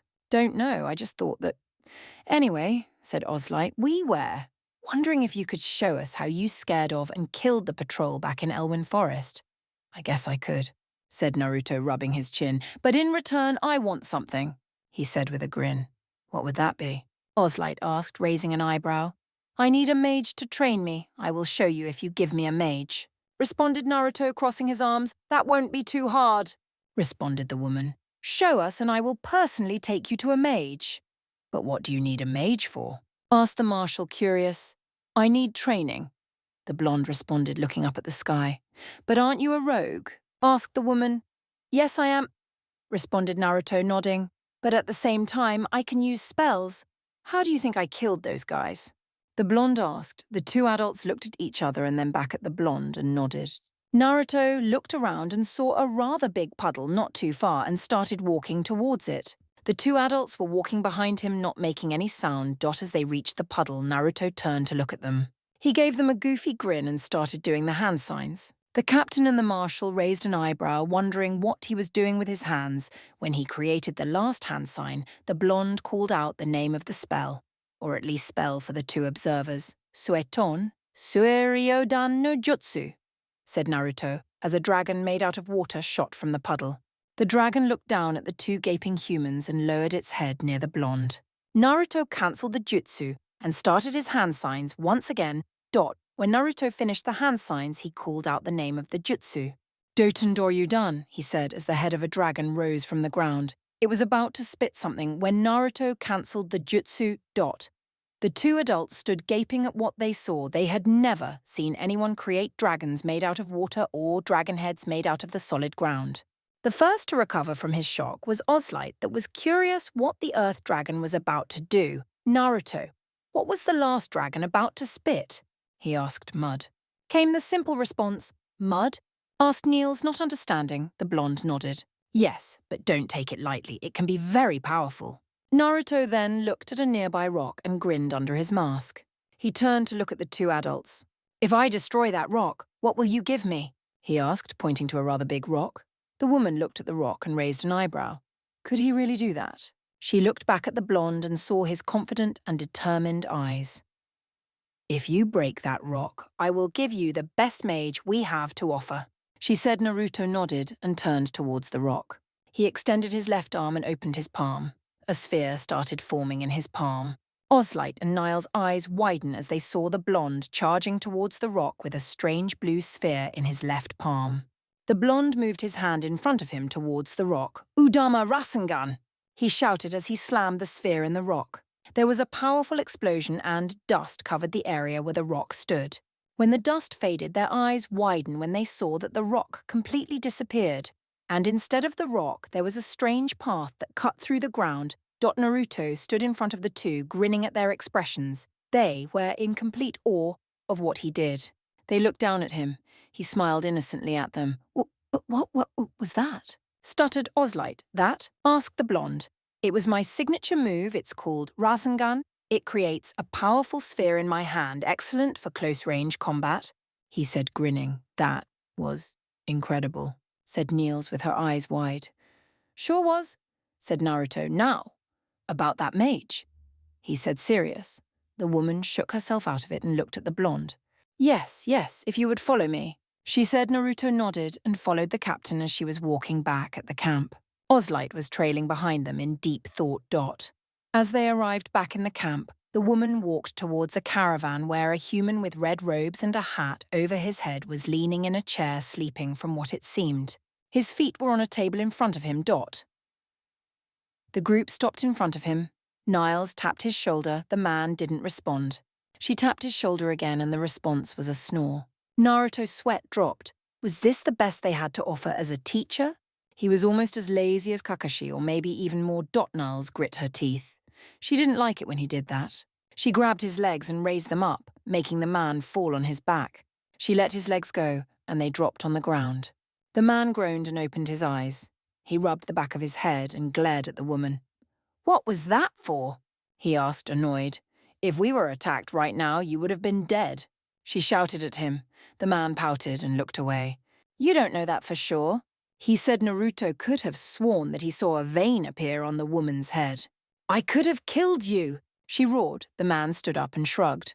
"Meh, lucky hit, Captain," he said, sticking out his tongue. "Ah!" the captain said as she turned around and looked at Ozlight. "You deal with this. My nerves are not good enough to listen to him," he said as she walked away, fuming. Naruto was puzzled why the woman just didn't give him an order, or something like that, or punish him for his disrespect. "You know you should have been nicer," said Ozlight. "Meh. You know I like to tease my sis," he said with a grin on his face. Naruto raised an eyebrow. The man was Niall's brother. He looked back at the retreating form of the captain and then at the man. The man, like Niels, had dark orange hair and brown eyes. "And who is this?" he asked, looking at Naruto. "This is Naruto Uzumaki, the Byakko," responded Ozlight, patting Naruto on the shoulder. "He is here to receive training from you." The man raised an eyebrow. "Training?" he asked. "What for? He's a rogue. Last time I checked, rogues couldn't use mana." "Naruto is special," responded the marshal. "He is the only rogue that can use mana and spells." The man raised an eyebrow. "Well, this is new," he said. Then he put his hand under his chin and started thinking. "If he can use mana, then he is one hell of a rogue," he said with a grin. "So will you train me?" The blonde asked. "Sure, why not?" The man responded. "Let's give it a shot. My name is Garrett," he said, shaking Naruto's hand. The man then turned around and picked up a normal staff. He patted Naruto on the shoulder and started walking away. The blonde boy followed, curious what he could learn. They left the field marshal alone. Ozlight shook his head. People always forgot to say goodbye to him. He shrugged and walked back to his post. A few minutes later, Naruto and Garrett arrived at what seemed a training area. The grass was all scorched, debris present everywhere, and arrows lay in all places. The blonde turned to look at his new sensei, waiting to see what to do next. Garrett was inspecting Naruto, trying to figure out how much mana he has. He was quite surprised to see he has quite a lot, and that it was flowing normally. He opened a scroll and looked through the spells he had, trying to figure out which one would be best suited for the blonde boy. The man grinned as he found a good offensive spell. In fact, two. The basic spells for a mage. If the boy will learn these, then he would teach a defensive spell as well for a more advanced mage. Hopefully he will learn that one as well. Garrett looked at the blonde boy and motioned to come closer. Naruto complied and walked over to the mage and listened carefully. "All right, how about I teach you how to use the fireball?" he asked, grinning. Naruto raised an eyebrow. Fireball? Does he mean something like a cotton jutsu? He asked himself and nodded to the man wanting to learn this new spell. The man grinned and turned towards a dummy. "All right, pay attention." He said this spell creates fire in your hands if you concentrate the fire in one palm and then concentrate for it to create a ball of fire that shoots towards a target you have your spell. He explained somehow. Could you show me?" asked Naruto. The man nodded, grinning. "Watch carefully," he said. Garrett looked at the dummy. He moved his left foot in front of him and his left hand towards the dummy. His right hand was behind him. For a second, nothing happened. Then all of a sudden, his hands were on fire. The fire disappeared from his right hand and it started blazing in his left hand. Then the fire shot out in a rather big fireball that hit the dummy in a matter of seconds, completely destroying it. The blonde boy grinned. It was something like the carton jutsu Sasuke always used, maybe a bit smaller than what the Uchiha always produced, but it was something, and he liked it. The man turned to Naruto and grinned. "So you got it?" he asked hopefully. The blonde nodded. "I think I can do it." "Then show me," demanded Garrett. Naruto nodded and looked at a dummy near the one that was destroyed. He positioned himself in the same way Garrett did and started concentrating, sending chakra in his hands. He concentrated on forming fire in his hands. A few seconds later, his hands were on fire. Naruto was amazed that the fire wasn't burning his skin. However, he didn't ponder on that too much. He concentrated on the fire, and on his left hand, the fire in his right hand disappeared, and the one in his left hand became more powerful. "Don't keep the fire too long or it will explode in your face," said Garrett. The blonde boy nodded. He concentrated on creating the fireball. He could feel something happening to the fire in his hand before he even realized it. The fire in his hand shot out and formed into a fireball that hit the dummy full on, setting it ablaze and making a hole in the middle. Garrett looked at the damaged and raised an eyebrow. The fireball went right through the dummy, making a rather big hole and leaving it on fire. He walked over to the dummy and looked through the hole. Yep, it was a big one. His head could fit in that hole. He turned back to look at Naruto. The blonde boy just shrugged. The mage smiled and walked back to Naruto. "Well, this was interesting. I like your fireball." He laughed. I guess mine are different." He asked. "Sure are. But what about we try a new spell?" Garrett asked, opening a scroll. Naruto nodded. The mage handed Naruto the scroll, and the blonde started reading. "Frostbolt creates ice in the caster's palms. The ice is then sent to either the left palm or the right palm, and concentrated at the maximum there. When the cast is done, a large ice shard will shoot from the caster's palm towards the enemy. Upon impact, the shard will shatter and freeze the target for a few seconds. If it's cast with great precision, the shard will penetrate the body of the target. It will explode inside the body and kill the target instantly. But for this, the caster needs to be of a high level, or else it will not have this effect. Warning: do not keep the ice too long in your cast palm, or else it will explode and encase you in a block of ice. Naruto rolled the scroll and gave it back to Garrett. The blonde assumed the position he had when casting the fireball and concentrated. The only difference this time was that he was concentrating on his chakra to transform in ice. To his amazement, in both his hands, a light blue circle was forming. Then what looked like snowflakes started to drop from the circle. Naruto concentrated on his left palm. The circle from his right palm disappeared, and the one in his left palm became more accentuated.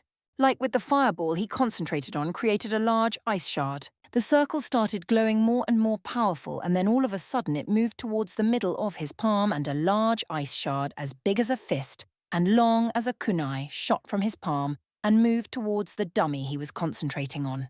When the frostbolt hit the dummy, it exploded and the dummy looked like it was encased in ice. Doc Garrett walked over to the dummy and tapped it. He started running his fingers from the dummy's head down to its stomach. The blonde boy could see lines appear there. Indeed, the dummy had been frozen a little. Garrett backed away and water started dripping from the dummy. Naruto raised an eyebrow. The mage saw his confusion and explained.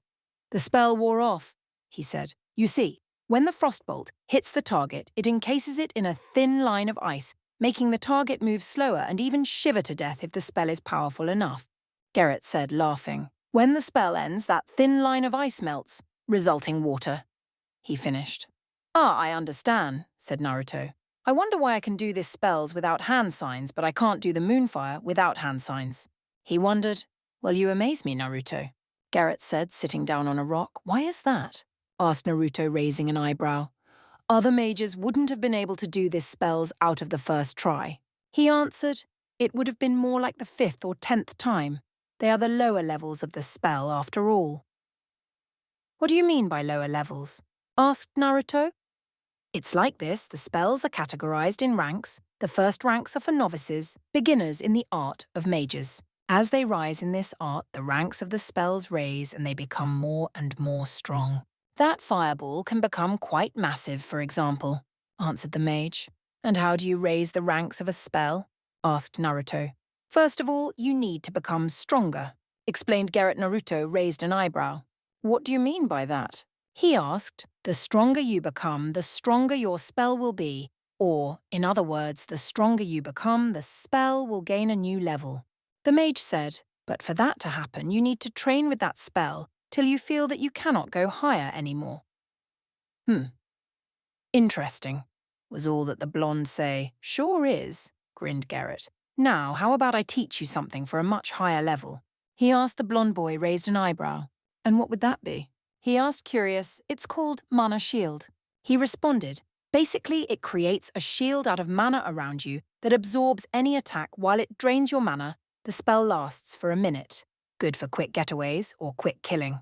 He explained, "This is interesting," thought Naruto. "But then again, it could be dangerous for me.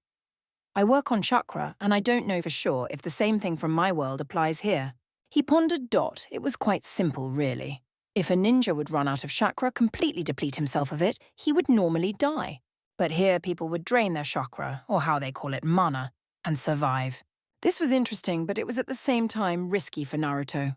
Though he had to admit he liked the idea of a shield that absorbs damage, even if it doesn't last for too long. "Let's give it a try," said Naruto, grinning. Garrett gave his own grin and started explaining. "All you need to do is concentrate. You imagine that you are inside a sphere, a light green sphere." "Just that?" asked Naruto, basically, answered the mage. "Then how come only mages can use this?" asked Naruto. "I mean, it's so simple that another person such as a warlock could use it." "It's not that easy, Naruto," said the man. "You see, everything here is based on something. What I mean is that a warlock is a summoner of the dark, a bringer of excruciating pain and a master of curses. He cannot master arcane or fire, or even frost for that matter. You see, fire and frost belong to nature. We mages work with nature in a way. Arcane spells are the mental power of a mage. It takes a mage to be able to use arcane," Garrett explained. "But still, why can't a warlock learn mage spells?" asked Naruto, still puzzled. Sigh. "Well, to put it more simple, you cannot cut an apple with a fork," answered the mage. "Understand what I'm trying to say?" he asked. The blonde boy nodded. "I think I do now," he answered. "Good. Now why don't you try and use that spell?" asked Garrett, taking a seat under the nearby tree. "What will you do?" questioned Naruto. Garrett shrugged. "Take a nap, maybe. It will take you a long time to learn this one, even though it sounds easily." "Right. How hard can it be?" asked Naruto, not believing. "Suit yourself," replied the mage. "I said the same thing when I first tried this, and it took me 1 full day to learn it." Naruto tried and tried for the next 1 or 2 hours, but with no prevail. It seemed to be just like the other spells, like the druid's moonfire. He couldn't get it to work. He started wondering why some spells needed for him to make hand signs while other didn't give a damn about hand signs. The mage stood and watched with fascination at the numerous tries it took Naruto to make the spell work. He was glad that he didn't stop trying like other would have done.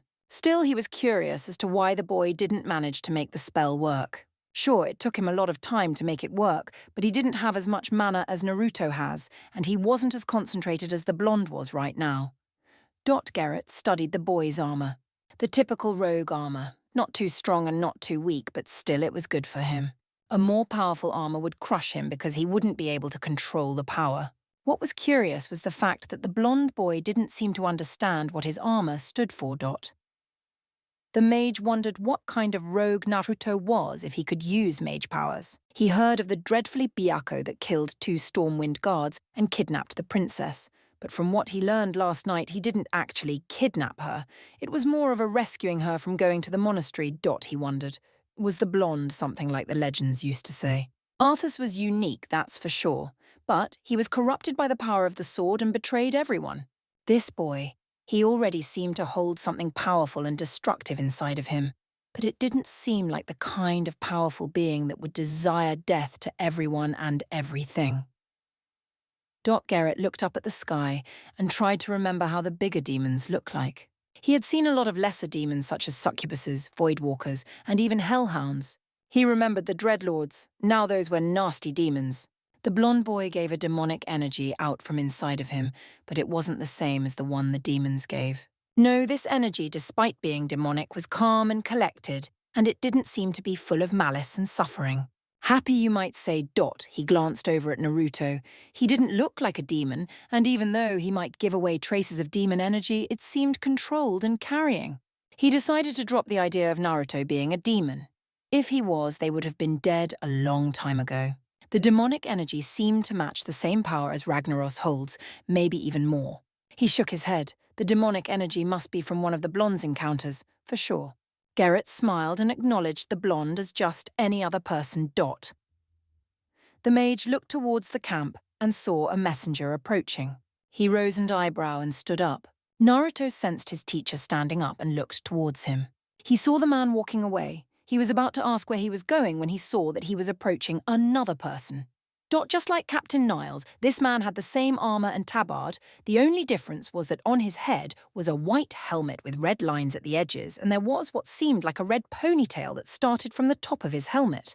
Garrett approached the messenger. The man stopped in his tracks and raised his hand at his head and saluted the mage. "I bring orders from Captain Niles, sir," he said. Garrett nodded. "And what does my sister what?" he asked. The newcomer looked at Naruto. "She desires to speak with Mr. Uzumaki." The mage nodded. "All right, I will bring him to her. You may go." "Yes, sir," said the newcomer and saluted. He turned around and started leaving. Garrett approached the blonde boy.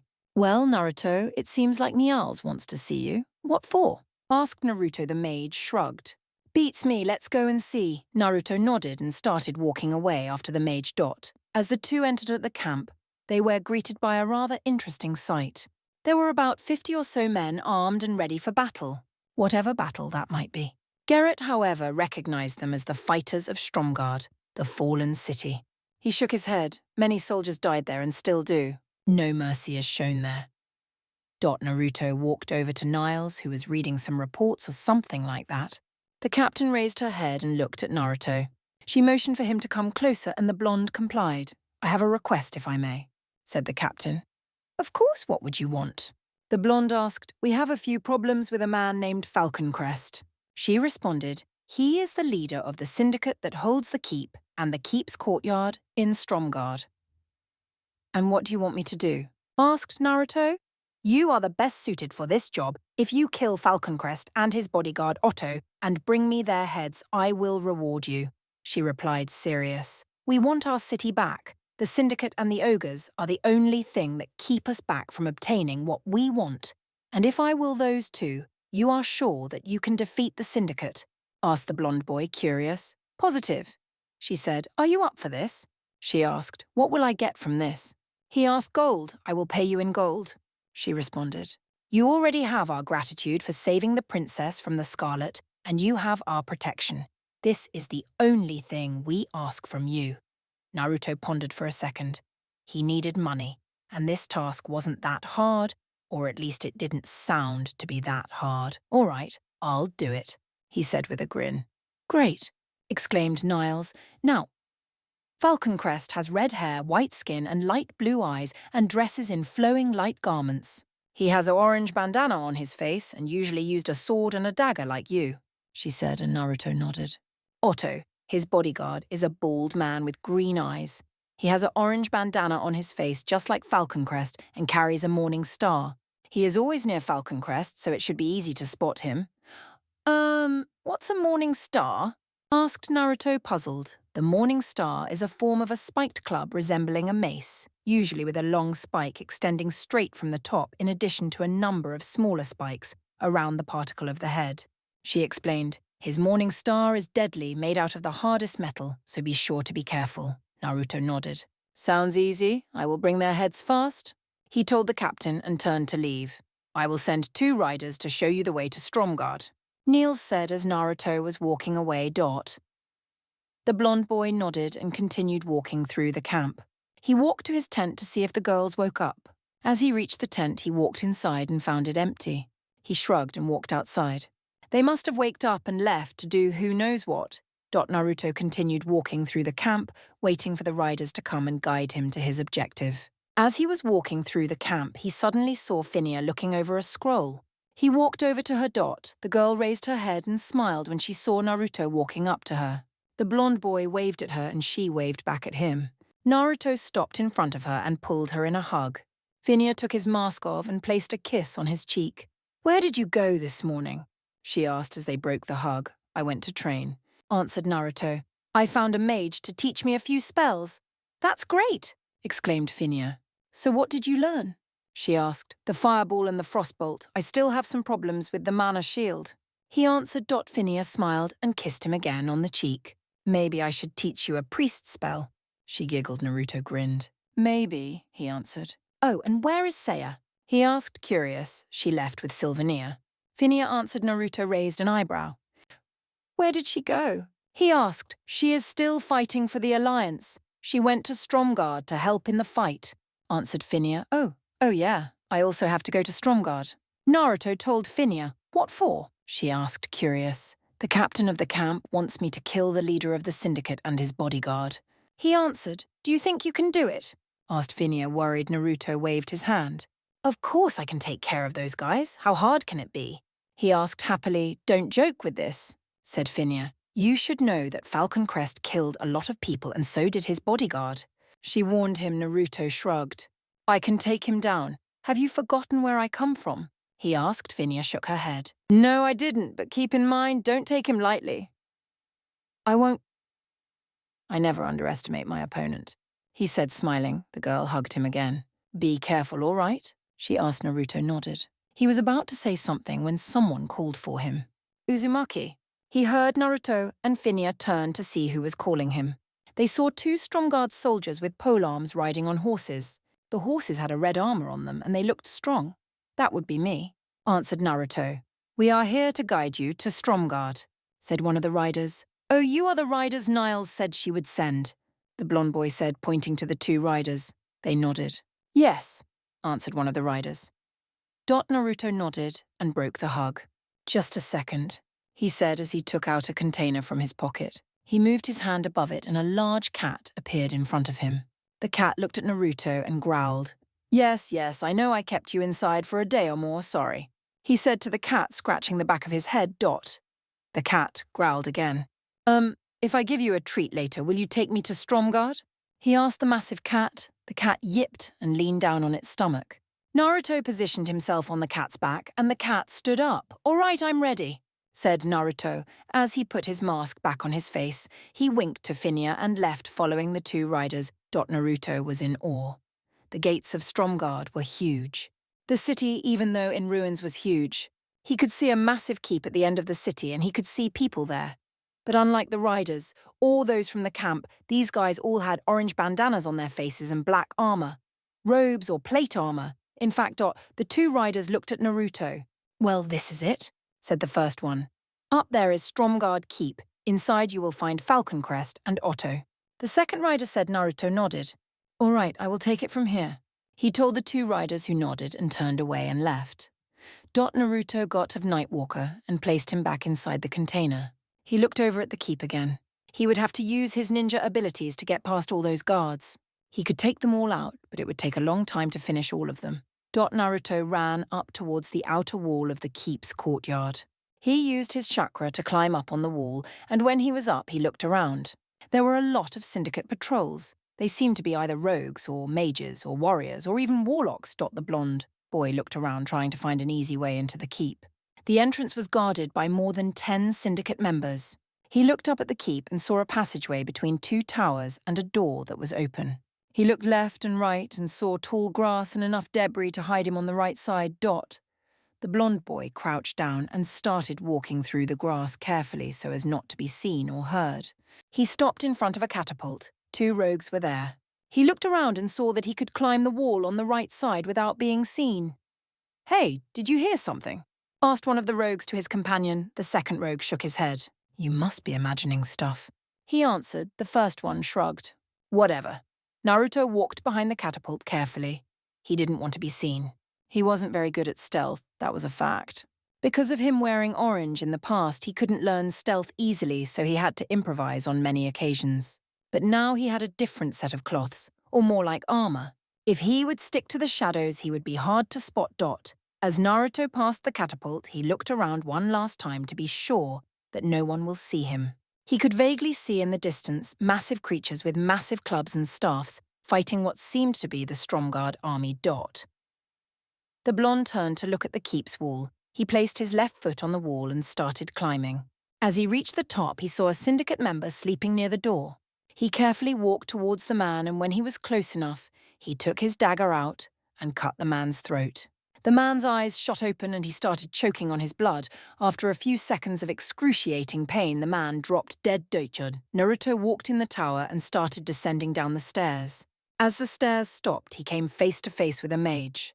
The mage was about to shout who he was and what he was doing here when Naruto disappeared and reappeared behind the mage, cutting his throat. The mage fell down with a loud thud. The blonde cursed, thinking that he might alert someone. "Hey, you hear anything?" The blonde heard someone ask. Naruto looked to his left and saw a room. The door was broken. He closed his eyes and concentrated. He felt about 6 people inside. 2 of them were very strong. He opened his eyes and hinged into the mage he had just killed. "Hey, Yuja, you there?" asked someone from inside the room. Naruto, not waiting anymore, walked inside casually. "You called?" he asked. A man with a massive sword nodded. "Of course I called. Didn't you hear me?" he asked, annoyed. "Sorry, I thought I heard something." Yuja excused himself. "That's strange. I thought I heard something as well," the man said, scratching his head. Yuja shrugged. "Maybe it was the wind. I didn't find anything." "Then what was with that thud?" asked the man again. Yuja stayed silent for a second. "Oh, that. A barrel fell down," he answered. The man seemed to bite in the lie. "Oh, all right." He then turned around and started writing something. Right, single quote, Yuja, right, single quote, looked in the room. There was a rogue, 2 mages and warrior, the man he had just talked to. He looked at the end of the room and saw 2 men there. One was bald and had what looked to be a mace in his hand, and the other had a sword and a dagger. The bald one must be Otto. "Thought Naruto? What are you looking at?" asked the man holding the dagger and the sword. Right, single quote. Yuja, right, single quote, shook his head. "I have a report." He lied. "Report?"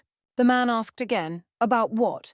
he asked. "The Stromguard forces," replied Yuja. The man seemed interested. "Very well, come here," he told Yuja. Yuja nodded and slowly approached the man. He stopped in front of the man. The man sheathed his dagger and extended his arm. Yuja didn't do anything. He just stood there waiting. "Well?" asked the man, getting impatient. Before he could do anything, Yuja disappeared in a puff of smoke. He was replaced with a strange boy. The boy unsheathed his sword and cut the man's hand off. The man started screaming in pain. "Falcon Crest is under attack," shouted one of the people in the room. Naruto jumped to the side, avoiding a mace. The bald man was Otto, the bodyguard, and he knew that for sure now. Falcon Crest grit his teeth. "Kill that bastard," he said, holding his arm. Naruto looked at the mages. He narrowed his eyes as he saw one of the mages creating a fireball and the other a frostbolt. The first mage fired his fireball. Naruto used Kawarimi to switch himself with the warrior in the room. The fireball hit the unfortunate syndicate member, making a hole in his chest and setting him ablaze. The man screamed in pain and agony. The second mage turned to look at Naruto. He fired his frostbolt. The blonde boy jumped to the side, avoiding the spell that hit the nearby bookshelf full on, destroying it. The rogue then charged Naruto. He raised his dagger to strike. It was blocked by Naruto's own dagger. The blonde boy sidestepped and unsheathed his sword. He did a vertical slash and cut the rogue in half. "What are you doing? He is just a puny rogue. Kill him already!" roared Falcon Crest. Naruto sneered. "That's what you think," he said as he sheathed his weapons and concentrated. Fire formed in his hands. He jumped into the casting stance and fired a fireball at one of the mages. It hit the mage full on, sending him flying away. The second mage grit his teeth and formed another frostbolt. He fired it, and unfortunately for Naruto, it hit him full on, sending him flying away and hitting the wall. The blonde boy felt cold. He started shivering. He saw Otto running straight for him with his mace raised. Naruto rolled to the side, avoiding the morning star. Otto glared at Naruto and charged again. The mage started creating another frostbolt. Naruto jumped on his feet and started dodging the attacks. He looked with the corner of his eyes at the mage and saw him firing the third frostbolt. The blonde grabbed Otto by the chest and forced him to move in front of him. The boy used the bodyguard as a human shield. Just before the frostbolt hit, Naruto jumped away. When the spell hit Otto, it not only froze him, but it sent him flying away and hitting the wall with his face. Naruto turned around and saw the mage he had hit with the fireball standing up. It seemed like his fireball wasn't strong enough to kill him or sent him ablaze. The now recovered mage raised his left hand up, and a light blue aura formed around it. Naruto felt the temperature of the room drop. He suddenly saw a snowflake dropping in front of him. He looked up and his eyes widened when he saw a cloud above his head. Before he realized what was happening, ice shards started dropping from the cloud. Naruto jumped left and right, avoiding the ice shards. If one of them would hit him in the head, he would die. The shards were pointy and thick. What was strange was that he was moving slower and that his feet were cold. He started shivering again. When an ice shard would hit the ground, it would shatter in numerous pieces. The blonde boy looked at the first mage and saw him creating a fireball. When the mage finished it, he fired the spell at Naruto. The blonde boy tried to dodge, but it seemed like he was moving slower and slower. The fireball hit full on and sent him flying away again. He hit a bookshelf and his right sleeve was on fire. Naruto narrowed his eyes and started hitting his left sleeve to stop the fire. He took a bottle of water out of his pouch and poured it on his sleeve, extinguishing the fire. He stood up and glared at the mage. He unsheathed his dagger and raised his free hand in front of his face. He started moving his fingers, forming who knows what, and then all of a sudden he disappeared in a puff of smoke. Everyone in the room started looking around, wondering where he disappeared. The blonde seemed to have vanished just like any other mage, but they didn't see him use gunpowder. They suddenly heard a gurgling scream. They turned in the direction the sound was and saw the blonde boy holding one of the mages by the head, or more like holding the mage's head. The body was on the ground in a pool of blood, and the boy's dagger was bloody. The remaining mage narrowed his eyes and ran towards Naruto. The blonde boy smirked, thinking the mage was insane, and charged as well, throwing the head aside. The mage raised his left hand and purple aura appeared in his hand. Naruto wondered what it was but ignored it. It was a bad thing. A strange transparent dome formed around the mage that shot around in a semicircle. Naruto was caught in the explosion and thrown away, hitting the wall for the third time. Naruto started rubbing his head. He felt like Tsunade had punched him again. Naruto looked up at the mage that was smirking. He started wondering what spell was that. He got back on his feet and picked up his dagger. Naruto charged forward again. When he was close to the mage, he stopped. The mage had his hand up again, and the purple aura appeared again. Naruto jumped away, avoiding the explosion. He looked through his pouch and found a shuriken. He threw it at the unsuspecting mage and hit him in the left eye. The mage fell on his knees, screaming in pain. Naruto took this chance to attack. When he reached the mage, he cut his throat and removed the shuriken from the mage's eye. He looked towards his remaining targets, Falcon Crest and Otto. By now, Otto was standing up again and was near the leader. Otto charged again and raised his mace. He lowered it and it was blocked by Naruto's dagger. The blonde boy spun around and tried to cut Otto on his back, but he was punched in the face and sent flying away, landing on a table and breaking it. "Finish him off," commanded Falcon Crest, who was still holding his bleeding arm. Otto nodded and charged again. He raised his mace and lowered it. The blonde narrowed his eyes and rolled off the table. The mace hit the table. or what was left of it, turning it into dust. Naruto sheathed his dagger and extended his left palm. He formed the Rasengan in his arm. He then charged Otto and started pumping more chakra in the attack dot. As he got near Otto, he jumped to the left, avoiding the mace. He then moved his Rasengan up to strike. It was intercepted by the mace. Naruto pumped more chakra, and the mace exploded in the pressure. The sphere then hit Otto in the chest and sent him flying away, hitting his leader and knocking them both down. Naruto calmly walked towards them and unsheathed his sword. "Time to cut some heads," said Naruto deadly and sadistically. Falcon Crest pushed the unconscious body of Otto of him and stood up. He grabbed his sword with his undamaged hand and charged Naruto. "You die today, brat!" he shouted in rage. The man lowered his head above the blonde's head. Naruto raised his own sword and blocked the attack. He moved his hand to his dagger and unsheathed it.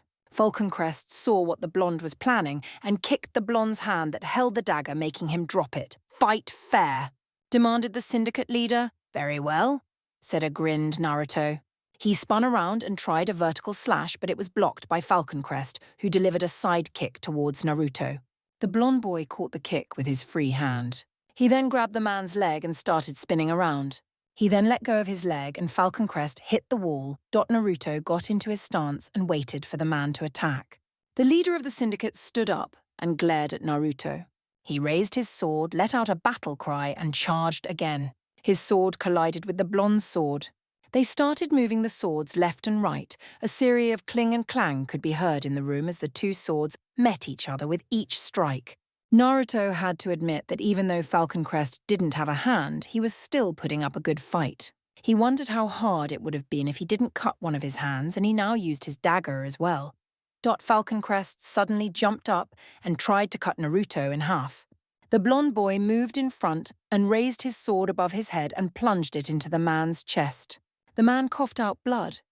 "It can't be," he said, as his eyes closed and dropped his sword. Naruto kicked the body of his sword and walked over to his dagger. He picked it up and walked over to Otto's body. The man was still unconscious. Naruto shook his head. It wasn't fair to kill someone like this, but he couldn't stand here and wait. He could hear footsteps in the distance. With one shift motion, he cut Otto's head off and sealed it into one of his scrolls. He walked over to Falcon Crest's body and cut his head of, sealing it into the same scroll in which Otto's head was. "Falcon Crest, sir, what's happening here?" yelled someone. Naruto turned to the door and saw about 10 or 20 syndicate members. The members saw their dead leader and Naruto standing just a few steps away from the body. "What have you done?" demanded one of the newcomers. "Who are you?" demanded another one. Naruto started calculating his odds. It didn't look too nice. There were too many mage and rogues. Heck, there was 1 or 2 warlocks, and he didn't face any warlocks so far. He tried to find a way out, but the only option was to break the wall and jump out. It didn't seem too bad. Naruto sheathed his weapons and put the scroll in his pouch. He extended his arm and formed the Udama Rasengan. He looked at the newcomers, whose eyes were big as saucers. "My name is Byakuya," responded Naruto. As he charged forward, one of the newcomers shook himself out of his stupor. "Attack!" he yelled. "Kill him for what he did to the leader!" There were a series of cheers and everyone charged. The casters stood back and started concentrating on their spells. Naruto jumped to the sides, avoiding the attacks. He reached the wall and thrusted the attack in the wall. There was a huge explosion and the entire room was covered in smoke. Everyone covered their eyes and the casters stopped their attacks to cover their eyes. Naruto used this opportunity to jump down. "Later, suckers!" he shouted as he jumped through the hole in the wall. He was falling down. He fell past the courtyard, and from what it seemed he was about to land in the ogre part of the city. He pumped chakra in his body to have a safe fall and not hurt himself. He landed on something huge. Naruto looked around and saw in front of him the Stromguard forces looking at him with wide eyes. "What?" he asked. He then heard a loud roar and he felt the ground moving.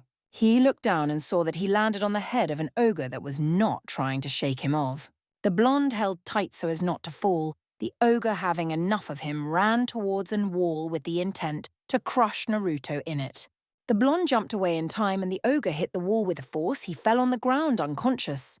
"Not so bright," said Naruto, with a sweat drop forming on his head as he looked at the unconscious form. "Naruto!" He heard someone shout for him. The blonde turned around and saw Saya waving at him. He grinned and walked towards the girl, ignoring the amazed stares everyone was giving him. He stopped in front of the night elf and lowered his mask. He pulled her close to him and placed his lips on hers. Saya closed her eyes and enjoyed the kiss.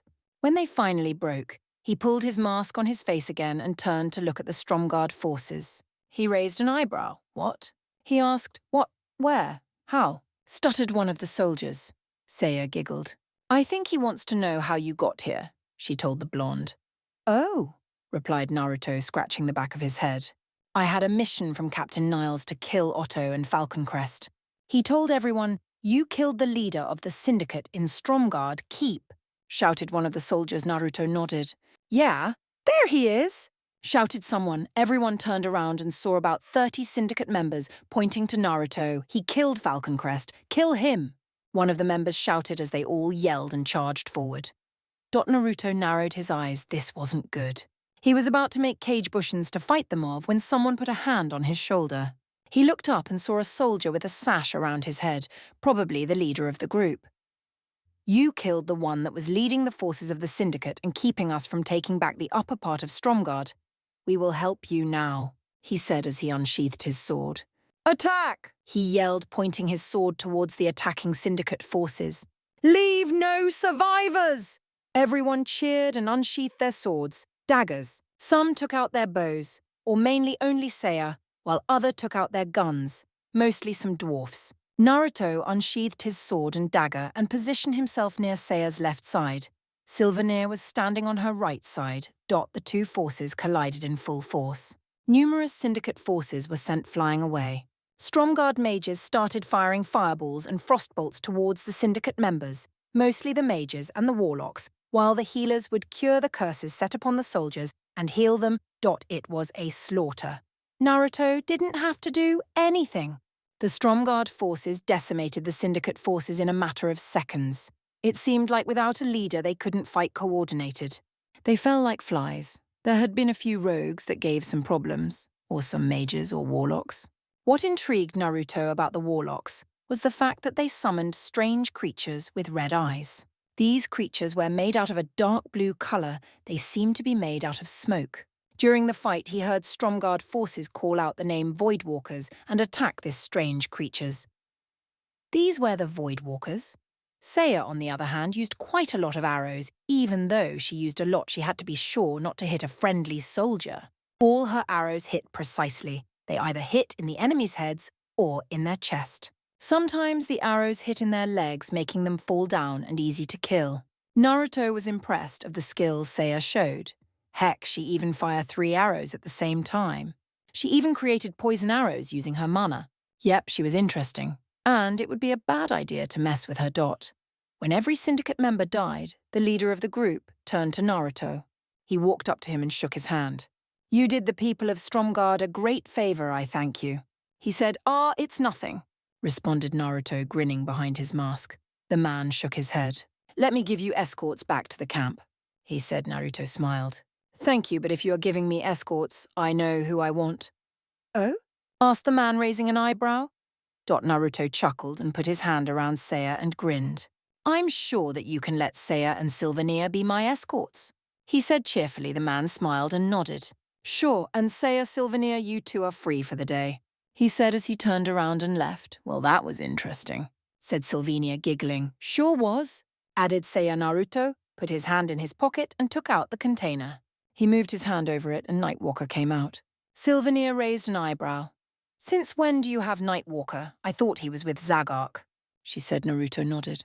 Yes, but he gave him to me for the quick getaway from Stormwind, he said. Oh, said Sylvanir.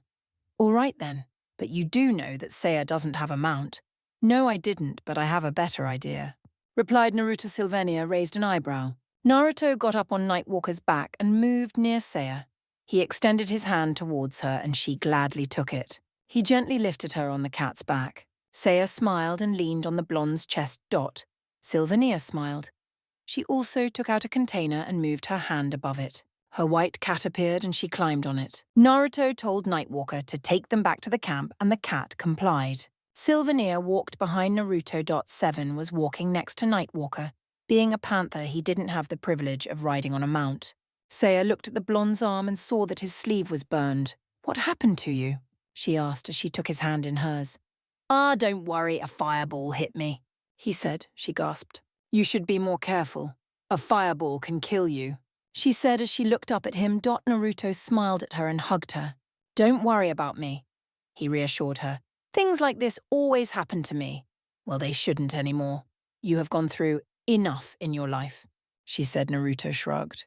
"I can't avoid things here. Besides, I am here to help," Saya smiled at him. "You know, you would make a great leader and a hero," she told him. Naruto smiled at her. 5 people entered a cave. They looked around and then suddenly one of them yelled out, "Naruto!" He screamed. A dwarf leaned to the rest of the people. "Wow, this is the second time I hear him scream," he told them as they nodded. "So he's not here," said Felma, looking around. "Though he could have been nicer to our hideout," she said as she shook her head. The entire place was destroyed. The flags were ripped and burned, the firewood was destroyed, and the weapons were missing. "I wonder why he took our weapons," said Trinia, looking around. "I wonder why he ripped the book," said von Zagark, raised an eyebrow. He shifted in his panther form and started smelling the air. He then started growling dangerously. "What now?" asked Felma, raising an eyebrow. Zagark looked at her. "Scarlet Crusade, their scent is everywhere." Von dropped the book from his hand. "No way! Does that mean?"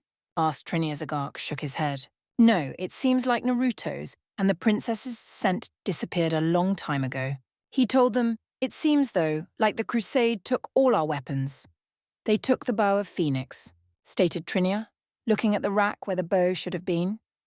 "It's luckily Malaron didn't leave the sword here," said Zagark or Jaka. "He has the legendary sword," said Von, looking around. "Those bastards, that we have to find them and retrieve our weapons," roared Felma. "Forget that! They took our money!" shouted Trinia, showing them a destroyed chest. "How the hell did they find the hiding place for the chest?" asked Felma, enraged. "I have no idea," said Zagark, "but what are we going to do now?" He asked, "Look for Naruto, or retrieve our stuff?" asked Von. Felma shook her head. "You said the boy is powerful. We can leave the search for him for now. We need to find that bow. And a lot of our weapons, they are too dangerous to be left in their hands," she said sternly. Tagak walked towards the exit of the cave and smelled the ground. "I have their scent. Weak, but I have it. Let's go then." Everyone nodded and followed the druid.